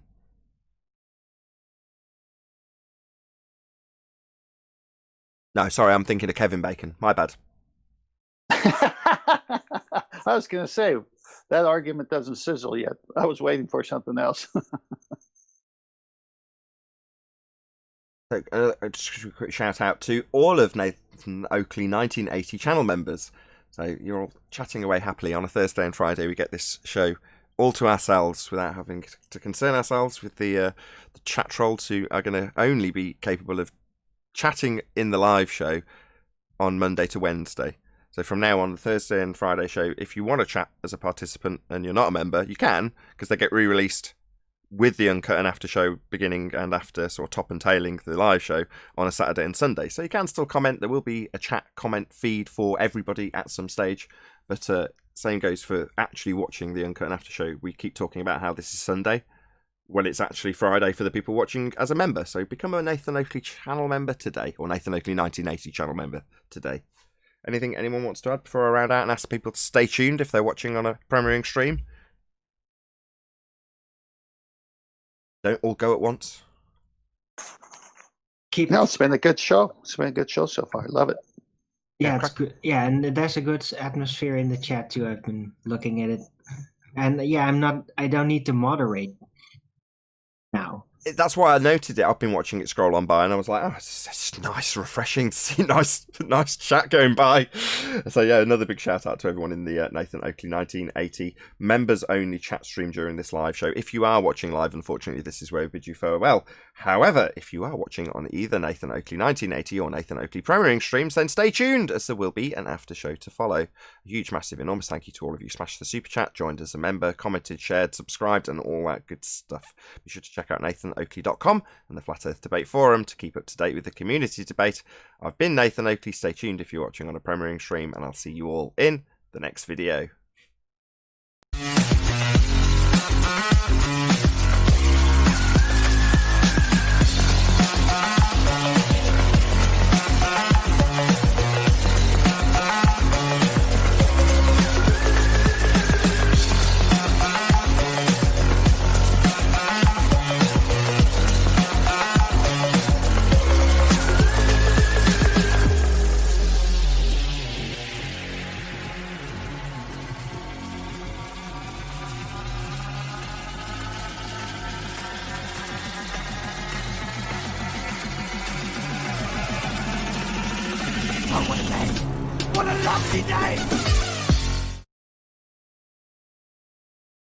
The position, and then like how I used to kind of be there, and then how I got out of it, and how I'm basically trying to share that so that other people that would otherwise just remain thinking about themselves as completely useless trash, how they can climb up out of that and actually use their talents for the better and feel good about themselves as well. So yeah, I was kind of being a therapist, I guess in general. And at the end, I dug into my D&D book and showed like the whole, flicked through the whole works, and it's like even had cramps because of the weight of the thing. So that was kind of cool. And any ballers take your advice? Yeah, I've been getting PayPal donations even from Tiny Womble, who's a who is a Glober. So yeah, having good times there, and it's civil, you know. I guess that's what I'm the most proud of, is that people in my chat really do try to behave civil, including to one another, and they do like to ridicule, but they just pay attention to their ridiculing not being too triggering, you know. They still want to express it, but at least they try to express it in a way that's not gonna cause a ruckus then. Yeah, that's when refreshing. They get pointed out, then I point it out. That's refreshing to have dialogue. Yes. And then they can still have like a bit of a back and forth and even be opposing without it going out of control every time. Yeah, absolutely. And that's, I mean, you're never gonna get everyone agreeing with everyone. That's just a fact of life. So the next step is, can we talk about our differences and not get hostile, which is awesome when that happens. Indeed. And it's working out great. Wonderful. Yeah. And the good weather also helps, you know. The nice winter sun type. That Yeah, bright it's sun. amazing. It's kind of soothing, and then when it's all clouded again and stormy, then yeah, that soothingness goes away and you get all restless. But it's been pretty nice now for 2 days. It's interesting that you said that because I've experienced what I'm about to say, and I know there's been studies. I've never read a study on it, but I've heard of them. And it's that the northern part of countries versus the southern part of countries where they get more sun. The southern part, they're more happy, they're more easygoing. And this happened in every country that I visited in Europe as well as in the States as well. It's just amazing. Yeah. Yeah, we know that too, that once you go north further, because the Netherlands is kind of in the middle of Europe, kind of literally. But if you go further north to Scandinavia, then like the mood just changes. People have a different type of natural baseline mood and stuff, and it's really normal to be grumpy sometimes. It's so fun how that works. It's funny because it's the more industrialized for whatever reason, and then when you go to the south and you find businesses there, the people are part of the industry, but they're more laid back, they're more happier. Yeah.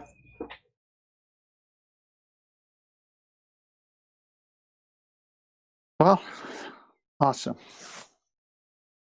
Yeah, this is one of the reasons why I used to go on vacation with my parents many years. Like every summer, they tried to Spain, to kind of the same location on the east coast, somewhat north, like halfway north, is very close to Barcelona at the coast. And yeah, very laid back. It was kind of rural. It wasn't as touristy. It's probably completely made into a tourist attraction right now. But back then it was kind of like remote and calm and just laid back people. You know, there wasn't so much hassle and people trying to rip money from you everywhere. And it was really good in the summer. And yeah, super laid back. And then we get back and be like, oh, damn it, Netherlands again. And of course it's raining. Well, I lived in Spain for just about 2 years, and with my family, that is. And we stayed in Madrid for almost 4 months, and then we moved to the Costa del Sol. And I mean, there's the beautiful Mediterranean, and the difference was night and day of the people, their attitudes, everything. So it's even within the country itself. So that Netherlands experience you experienced, the Spaniards experience when they go to Madrid, but when they go to the coast, they feel what you felt when you came to the coast.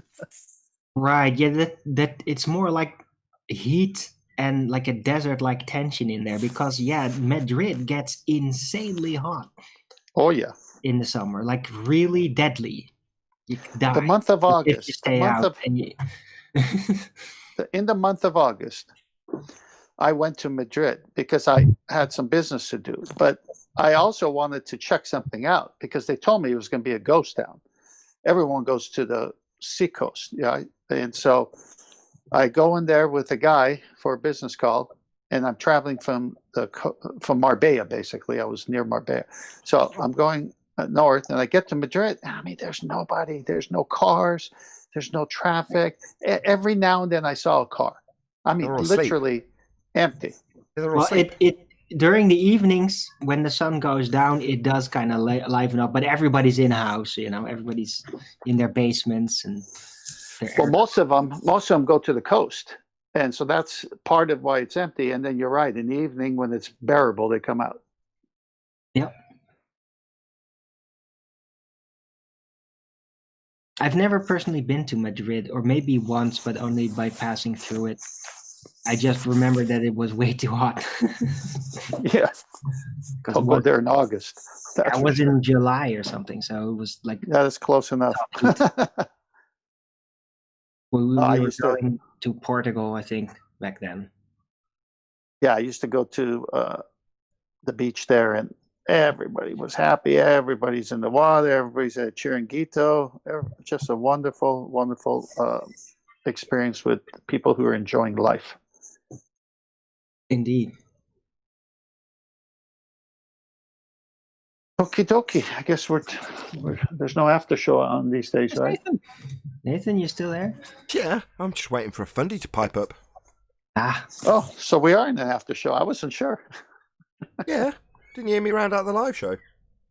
I yeah. did, but then it was just Arwen and I, and I'm figuring, okay, did he change something with the members only thing on Friday and Thursday, or so I just kept talking to Arwen, and then, well, I'm glad we still have an after show. There's over 20 people listening to you in the G plus in the Discord server.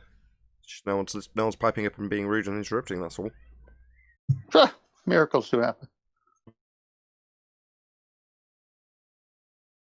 It's kind of hard to tell when somebody's about to finish talking, though, because you ain't got like the body movements and stuff to go off of. So I don't do it on purpose. All right. Yeah, well, it's me, and I'm very hard to predict when I end talking. I know my awkward pauses and everything. So. Yeah, I fell into a few of those awkward pauses with you. Right. But in those awkward pauses, I use that time to kind of like compose myself, and there's actually a lot of thinking that's subconsciously going on in those moments. So I literally pause to think, and I just try to take as short as I can. Well, normally, when you ask a question, you pause because you want that to resonate within the mind of the person that you want an answer back from. So you're waiting instead of talking. So most people talk and ask a question and keep talking, which is ridiculous. Right.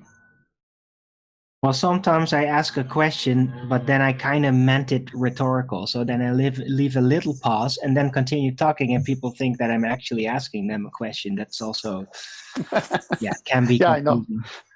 I know. I've fallen for those before too. Yeah, but you learn, you know. Well, I know that when we interrupt each other, it's not by design to piss the other guy off. So I just let it's like water off a duck's back to me. Yep. Well, you're pretty good to predict. You're pretty fluid. You don't have a lot of weird pauses and stuff. Redman, blabbering on. Save us, Redman. Hey, how you doing? I'm doing great. Hey, How are Redman. you? Lou. Hey, I got you a better video there, Nathan. Better video? Yeah, I went back another day, and you told me to turn my phone sideways, and got a better video of those two mountains. It's a wider screen. I don't know what you're talking about. The 10th man. I'm really sorry. I don't know what you're talking about. It's fine. It's fine. He went to that same building, I think 14th floor, and you had told him next time you do it, to do it in the horizontal mode with your phone because you'll get a better picture. So he did it. Oh, okay, cool. What was it you were doing though? What was the demonstration? I've forgotten. I'm really sorry. No biggie. I'll send it over to 10th man, and he can put it on Master B. Perfect. Yeah, all right.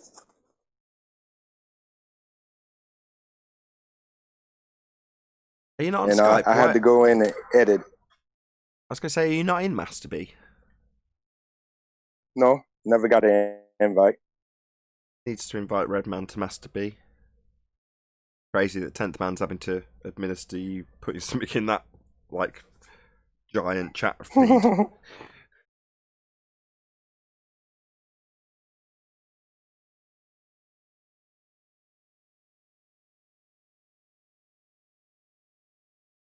If he'll send me his Microsoft, send me his Microsoft username, Redman, I'll get you invited. Redman, I got the one off your website there, so I sent it to Master B. Thank you. I'll stick it up.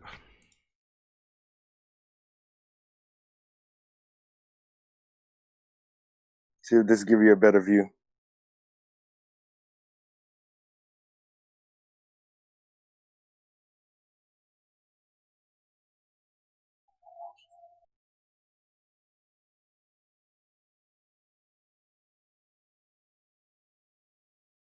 And that's off my YouTube channel.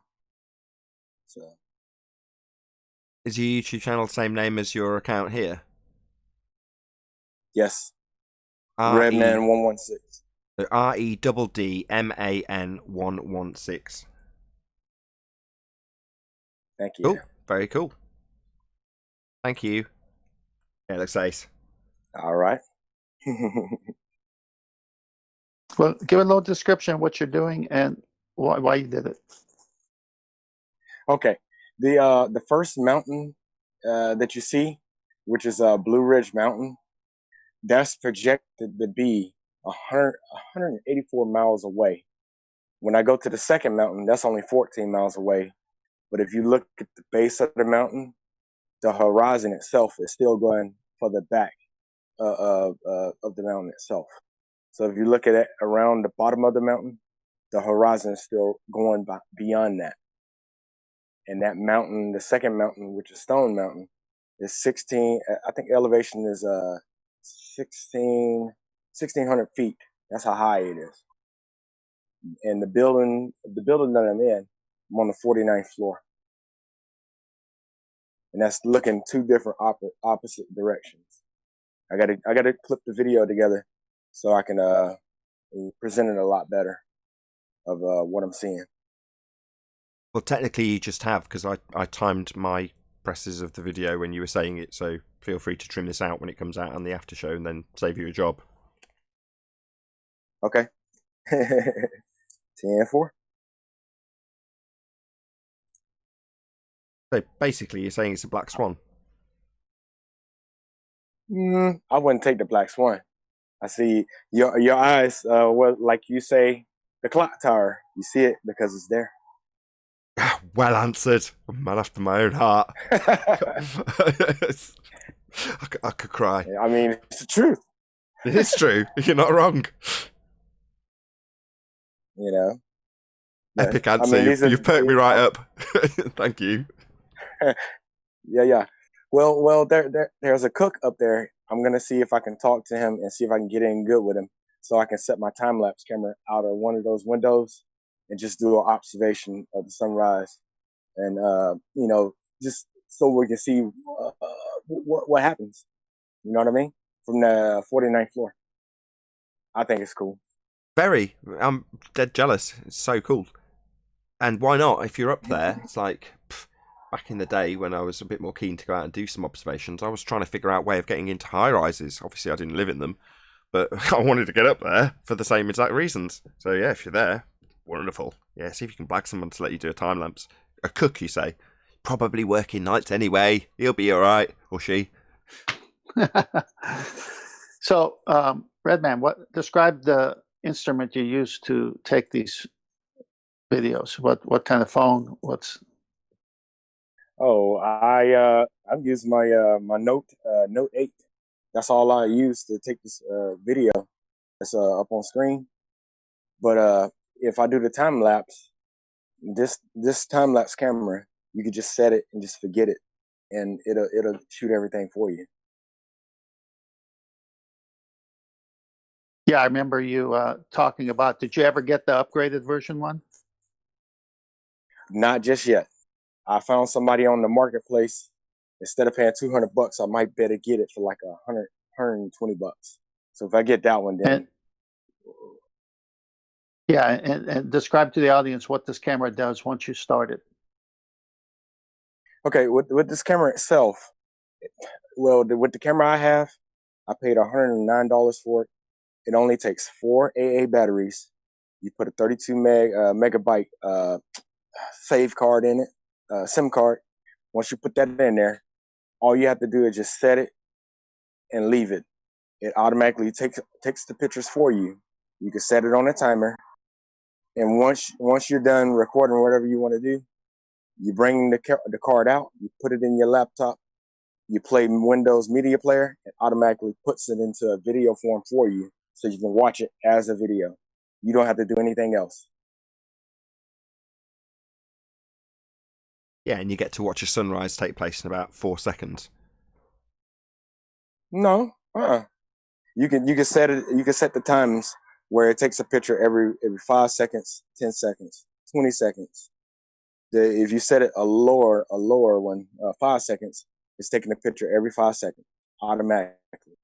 without Yeah, you that'd even be the best touching setting. it. Because Once typically, you put it on whenever there, I've seen make time it longer. lapses, they're doing it over a too long of a duration, so it's over too quickly. You end up with like a 15-second clip. You're like, this would have been much better if it had taken a minute to do the same thing, but with more detail, Well, I i.e. got a more couple. frames.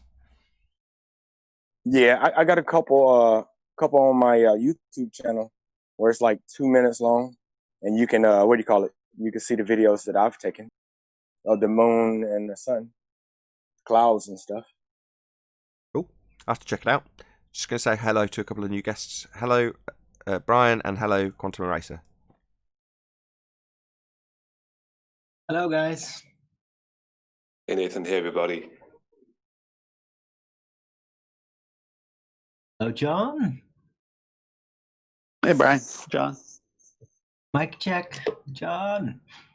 Breakfast time. Joined and run away. That's as usual. Coming, Hey, Brian. Brian. I'll just, before we move on, thank you very much, Redman, for sharing that again. And thank you for redoing it. Well worth it, if you ask me. It just looks so much more glorious, better resolution, better detail, better everything. I'm working on it.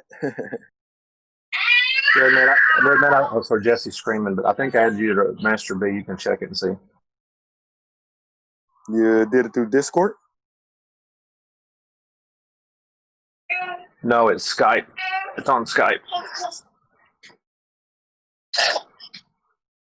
Anyway, Okay, I'm sure you'll go figure it back out and from double check there. it. He's invited you. I'm sure you'll figure it out. 10-4. Hey, Brian, you listened to Flatzoid on Fight the Flat Earth, right? Yeah, I was listening to it, Jay. There was some fairly ridiculous comments made. You want to give us your version of what happened? Well, there was a few comments made, like we could look back into time, right? Matter can leave a closed system because of the equation E equals mc squared, as matter and energy are intertwined in that equation. Because I think Craig, I actually reckon it was going to get better once PhD Tony came on, but it actually got worse from there. So that's my estimation of it.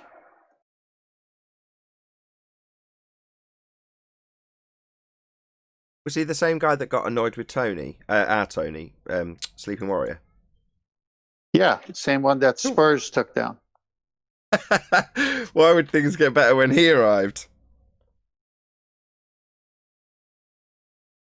I have He's no not idea. He's not overburdened with the physical nature of reality. Yeah, some great quotes from him. Hey, I'm not overburdened with physics, being a physicist.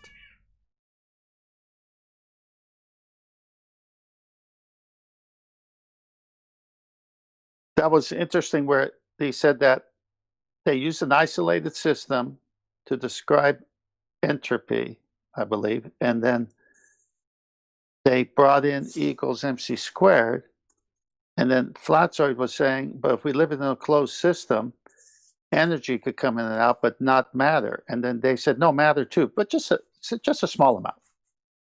What? Yeah, they didn't understand. What the hell does E equals mc squared have to do with anything? That's what I was trying to figure out. Maybe Brian can fill us in. Say that one. What? Craig was trying to claim that because Oh, that's what you got to say. It was Craig Fight the Flat Earth. He's a numpty dipshit of epic proportions. I'd be shocked if he didn't fucking pull in some type of fucking. All he does is have a physics glossary from 1956, and he just puts his finger on friggin' terms and phrases and then incorporates them into a sentence. That's all he does. He doesn't know his ass from pipe wrench, dudes. So go ahead. I'm sorry for interrupting That's you. exactly what you do, Huey. You've no idea the things, the terms you use. Arrive in open, closed, or isolated system discussion. Please. Floor is yours. Sorry, was that directed at me? You don't remember me? I didn't hear the start of that sentence. Rumpus, I'm not talking to you, you dumbass. Air is not the atmosphere. I'm talking to Brian. All right, air is not the atmosphere. Do you not understand that? Do I have to explain that? Is it You're too an complicated? idiot! Would you like me to explain it to you slowly so you can understand it? Here we go. Now, Right. Do you understand that teach the bionic sand, woman hearing? Do you If you understand that tied her back sand is to not a the dump same as a truck and beach? drug her through a Do nitroglycerin you plant, understand you're that sand is a not the same as a moron of beach? epic proportions. Do you understand that sand is not the same as a beach? Get the fuck out of here. Go to fucking primary school Do with you your dumb ass understand that sand is not sand. the same as a beach? So if I refer to sand, I'm not What's that referring mean? to a beach. They are two What's that different mean? things. One is composed of What's the other. that That means mean? they're not the You know same that thing. grains of sand are solid, right? Hold on, What's Atmo mean? Stop letting him chant. Atmo means air. Yeah, Air. so- Yeah. Air is Yeah, gas. Atmosphere. No, air it's gas. that means yes, it's composed of air. Yes, it's composed of air. We know. So when you said air is not Really? the atmosphere, you're just wrong because air sphere is atmo air, so it is air. And the fallacy of composition. Yes, it's not the same as. There's only one atmosphere. There are Define the lots of air fallacy of molecules. They're composition. two different things. One is Define the composed of the fallacy other. of That composition. doesn't mean to say they're the same thing. It's very Find the simple. fallacy of composition, you moron. So again, I missed the start of that. Find that fallacy. Define the fallacy of composition and then show how it's used. Right, well, something that the collection of things, say a bunch of air molecules, does not mean the same thing as a group of air That's not the molecules. definition of the fallacy of composition, clown show. Well, I've just gave you an example so you'd understand it. I mean, you can't don't want use an Hold on, example. I want Kiwi. you to Hold on, individual- Kiwi. then Kiwi. the Hold on. individual components of Hold something on, are Kiwi. not the same as the whole of something. Did you say a group of? That's the fallacy. Let me So you just hear your can't say, example. for instance, something like air is the atmosphere because air is the atmosphere is composed of air. Those are two different things, even though one is part of the other. They're not the same thing. Part of And if you what? understood anything What's about the part in philosophy the or whole? logic, you would know that. The fact that you argue What's this the point part? means you do not know Nathan, I anything gotta about present logic or philosophy. You dumbass clown. Define the fallacy of composition, then give the example. I have given you an example. Air is not the atmosphere. Is You an haven't example. That's a defined it. fallacy. So, for instance, you can't say that just because the air is the atmosphere is Define composed it. of air, Are that you means they're the fucking same hard of thing. hearing? That is an example of a fallacy of composition. If you I were don't to want say the example. I air want the and the atmosphere are the same definition. thing. You fucking There is idiot. only one atmosphere. You It define it, also has a Rumpus. specific location. It also has a specific Yeah, we heard. mass. We heard. Whereas there are We lots heard. of different We air heard. molecules. We heard. Hold on, everyone, shut Shut up. up. Can you all shut up, please? We heard. Just can you define that fallacy rather than give an example, please, Rumpus? Well, I thought I'd give an example. Well, I told you. You can't say that something which is... Yeah, you fuckwit. Yeah, I heard. Now I'm saying I don't need a third or fourth or fifth repetition of the exact same example. You're being asked to define the fallacy. And both of those things. Yeah, I'm I've going to done kick you both of out. those things. I don't need it repeating 7 times. You've been asked to define the fallacy. Both of the things you've asked me Yeah, you're not listening to a word anybody's got to say. Last chance. to define it. Last chance. I did. Define the fallacy. I did. No, I you gave an told example. It's where you do not mix the things of which are composed of something with the whole thing. That's the fallacy. So you do not say that the air is the atmosphere because air is just one part of it. It's a composition of the atmosphere. That's the fallacy. really? So you What's cannot the whole, equate then? the two. The atmosphere is only one thing. Air is lots and lots and lots of things. What does Atmo mean? It's air. Yes, it's composed of air. That's what it means. It's composed of air. We know You that. just contradicted That doesn't mean to say it's the same thing. Both of you calm down, but right, That's stop. why it's got the word sphere Hold after it. on. Hello. Atmos means Hello. air. Hello. That's- Hello. it's got another bit in there. Rumpus. It's got another bit. Rumpus. It's got another bit. So it's got- Rumpus, you're just not listening anymore. You've decided that you can have verbal diarrhea. So is it time for your time to end here because you're not going to listen anymore? I'm listening. I'm listening. Perfect. So what's the other part? The constituent component of atmo, that's air, and sphere? Yeah, it's a shape. Yes, spherical shape. Oh, yeah. gas doesn't have a in terms. Yeah, that's a contradiction in terms. Gas doesn't have a shape. As it does when it's subject to a force. Really? Citation, please. You know how containers work. They I'd like a demonstration, please. And citation, please.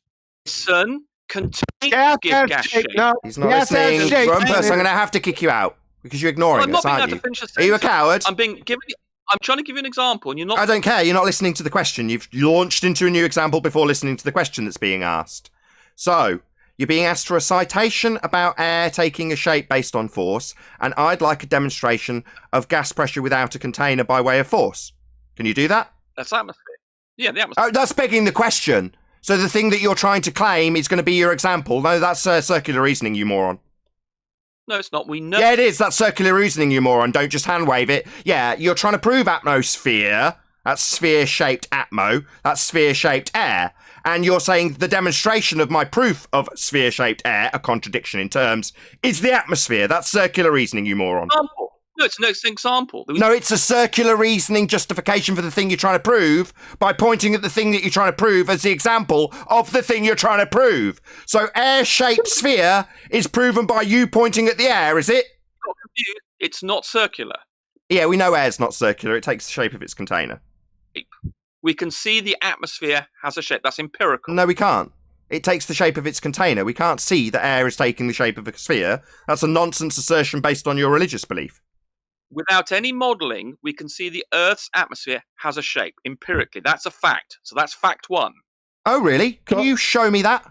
So you've got a picture of an air sphere. Have you, Rumpus? Can you show me that, please? Well, we have pictures. So therefore, we... Hold on! Don't just spew out baseless assertions. Where are these pictures taken from? Space. No, there's no such place as space, you stupid idiot.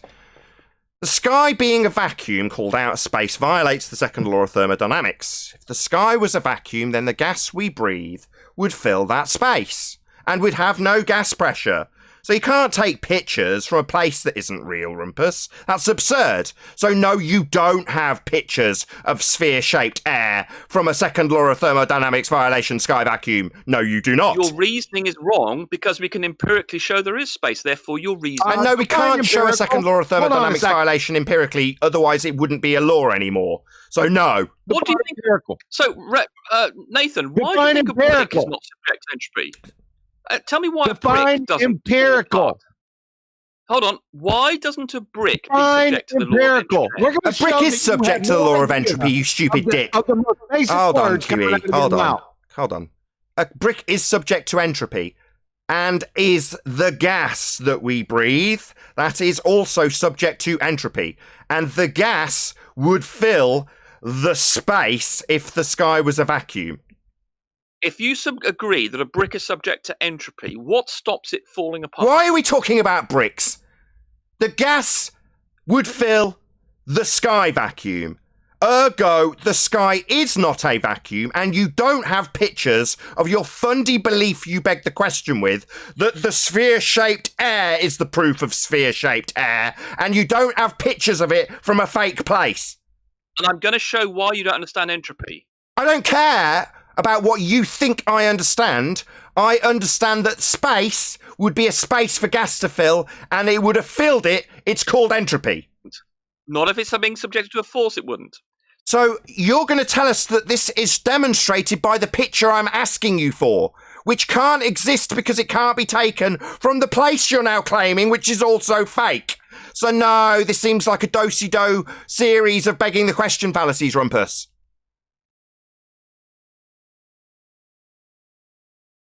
Someone muted him, I take it. Wasn't me. I just muted him while you were talking. Oh, because of course, while I'm talking, Rumpus has to be talking also, so no one can hear what's being said. Because it's his only tactic when I point out that his claim violates the second law of thermodynamics. And to prove that he can violate the second law of thermodynamics, he says he takes a picture from a second law of thermodynamics violation sky vacuum, and then questions my understanding of entropy. Nah, total fail. That's why he's constantly talking. Rumpus, you utter moron. Yeah, is he gone? At the point that the chap who wanted to hear what was being said put him on mute, Rumpus decided that if he's not being tolerated to talk through everything that's being said, he's not going to take part. Therefore, he put his fingers in the ears like a coward that can't address entropy, can only talk through the concise demolition of his fundy belief. I'll address it, but you never let me finish a sentence. Oh, there you go. He's You trying never to let me finish address an it, guys. explanation. Quite. I finished demolishing your claim that you had a picture taken from a fake place, and you said I don't understand entropy. You don't. Well, yeah, I do. I understand that the gas would fill the availability of volume. That's what entropy would dictate. That's how it describes gas behavior. That is how gas behaves. Right. So do you agree that all things are subject to entropy?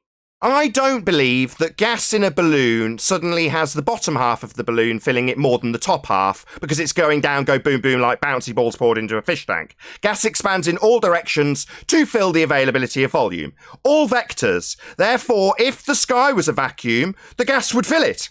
That's what I know. Then how do you account for the fact that in any container you have that the gas is... So we'd need a container then. So you understand implicitly that we'd need a container. No, that's a separate issue. I'm describing... Well, why are you asking me about how containers work when you're supposed to be justifying a sky vacuum which gas would be filling? Don't ask me about containment. Justify your fundy belief in a sky vacuum that gas is not filling in line with entropy. Claim just made about a Yeah, we're balloon discussing and the an gas... open Arwin, shut up.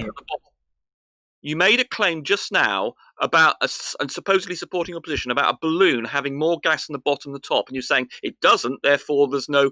You're dismissing the whole of entropy. But in fact, all containers of gases have more gas, more densely populated at the bottom of the containers because of gravity. So you're wrong in what you just said about a balloon. Out of here. So, Gas is very citation slightly- and then the demonstrate gas it. is very slightly more dense at the bottom of the balloon. Very than it slightly is at the now. top. Citation and demonstrate it. Hold on. So you'd need the balloon... just Hold on. Okay, let me address you. Can I address you, or will you cowardly talk through every fucking word I now say? Yeah, he's going to be a coward. He's going to be a little bitch and talk through every word. Go ahead. Stop prattling around and go ahead then. I don't need your permission. I need you to shut up, you coward. No, you don't. You need to stop Coward, waffling on. coward stop bitch, complaining. Get coward on. bitch being annihilated. So we Get need on with a it, you coward twat. bitch being pummeled, being teabagged, coward. Get on with Try it. again. You're Yeah, you scared give me to make permission, the then point, keep aren't you? talking through me, you wanna get off the coward. point. Coward You wanna get off the Fundy. point. Yeah, keep doing it, coward Fundy. You We all wanna know talk that this anything is an else? obfuscation to take it further You're away trying to from get the off the point I'm point, going to make. Nathan. We all know you're a Trying to get off the coward. point. Get off the point. Get on point. Keep talking through me. Coward. Go on, there. You see, there you are. You could. I was talking. I was making a point that you're an abject coward, and you started talking through me because you are indeed a coward, demonstrated and proven by you. So I'll try again to make my point, and you'll no doubt be cowardly and talk through it. So you're going to carry on talking through me, you coward bitch. Again. Go Of ahead. course you are. Go ahead. Okay, thank you for Go your ahead. permission. Let's see if you'll actually honour it. Deflecting again. You know Go you ahead. won't. I was thanking you and about to start, and you're going to Again. start Go obfuscating. ahead. Make your point. It's all right. You suck my balls. Deflect. You see, deflecting again. You won't get. I'll get to it when you shut up. Oh, someone's muted him. So he's undoubtedly going to stick his fingers in his ears. There he goes. What a coward. So I'll make my point without you here, with Arwin interrupting me also. So, you need a balloon then. To make this example, we're going to have a balloon first. Oh, he wouldn't let me say that. It needed constant interruption. He knew what was coming because he heard the start of it and then required to constantly fundy mute me, give me permission to talk, and then talk through me because pointing out that you'd need a balloon for this example is akin to Conspiracy Cat's quote we used with the balloon. Without the balloon, there is no pressure. So you'd absolutely unequivocally require a balloon to make this example to have something to press upon, unlike your claim of a globe Earth without a balloon around it. Now, there's going to be a lot of interruption about that because his example he's trying to take us to has a container around it. That would be a balloon. And he's going to assert that the balloon's got a little bit more downward force, making gas behave like bouncy balls go down, go boom, boom in a fish tank. No. You'd need a container, though. We definitely know that by your example. So you better be damn sure and interrupt every word of that and give me permission to give it. Whilst interrupting, like a coward whose religion's being demolished. That's what you need to do. You need to interrupt me pointing out that this has got a balloon in the example, don't you? Because Earth doesn't have a balloon around it. And me being concisely able to make that point would mean that he'd have to respond to it. And he doesn't want that. So best interrupt it the entire time, right, Rumpus? And when someone stops you, stop taking part, because then you definitely don't need to be responding. And you can justify it that someone's muted you because you weren't letting them mute you, right? Correct? Oh, well, only Rumpus can talk through everybody. Only he is allowed to constantly cause interruptions and not allow his opponent to respond, while he simultaneously gives them permission to do exactly that. Yeah, you cowards on the globe side must know you've lost and how badly you've lost. Space is fake. And Rumpus knows it. Without the container, there can be no pressure. And every example he gives me that begs the question of a force that's not a force, but you can think of as a force, will be done with a container. In this example, a balloon. And when I got to that, he didn't want to know, did he, ladies and gentlemen? And we all know why. The sky isn't a vacuum, and Rumpus would rather interrupt that than let it be conceded. Yeah, nice try, dickhead. He should be institutionalized, and everyone knows. And I don't even know why we deal with him anymore. He doesn't know what he's saying. He just learned fallacy of composition, probably from my presentation. He didn't know what that was. I asked him to define it. He doesn't know anything about friggin' hold on, I got a call. He doesn't know anything about you getting a call. How dare he? Pardon me, I think I know what Rumpus's fallacy was. Go on. He was saying that atmosphere and air are different and then he said air molecules. Well, air is made up of molecules. It's not a molecule itself. So when he says atmosphere, he's trying to put those molecules in a container and call it air, and then put that in a bigger container and call it atmosphere. But without the container bit. Just the right. Force. It's an imaginary. Yeah, just with the forces exerting. Well, let's have an example of that. Well, in a balloon. Yeah, nice try. They all fall into the same trap eventually. Rinse and repeat for that guy. Yeah, but when he knows he's lost, when he knows he's lost, that's when you'll get a constant. Oh, okay, go ahead. Over the top of you, because he knows what's coming.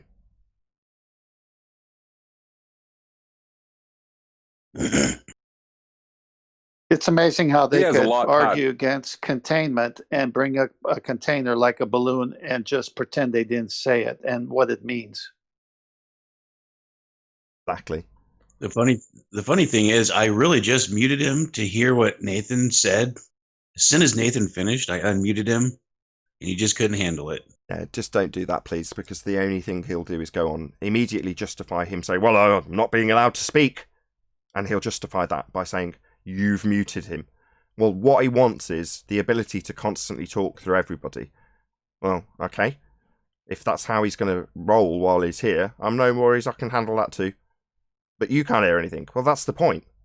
He wants to make it so that only his words are heard, repeated over and over again. You ask him for an example or a definition of the fallacy he's used, and he'll repeat the example he's given specifically 3 times already to frustrate you, so that you go get angry with him, and then he can justify being the same exact prick he's turned you into by ignoring every word, just repeating what he wants to claim, and then basically, it's like coming in, setting a fire, and then running away.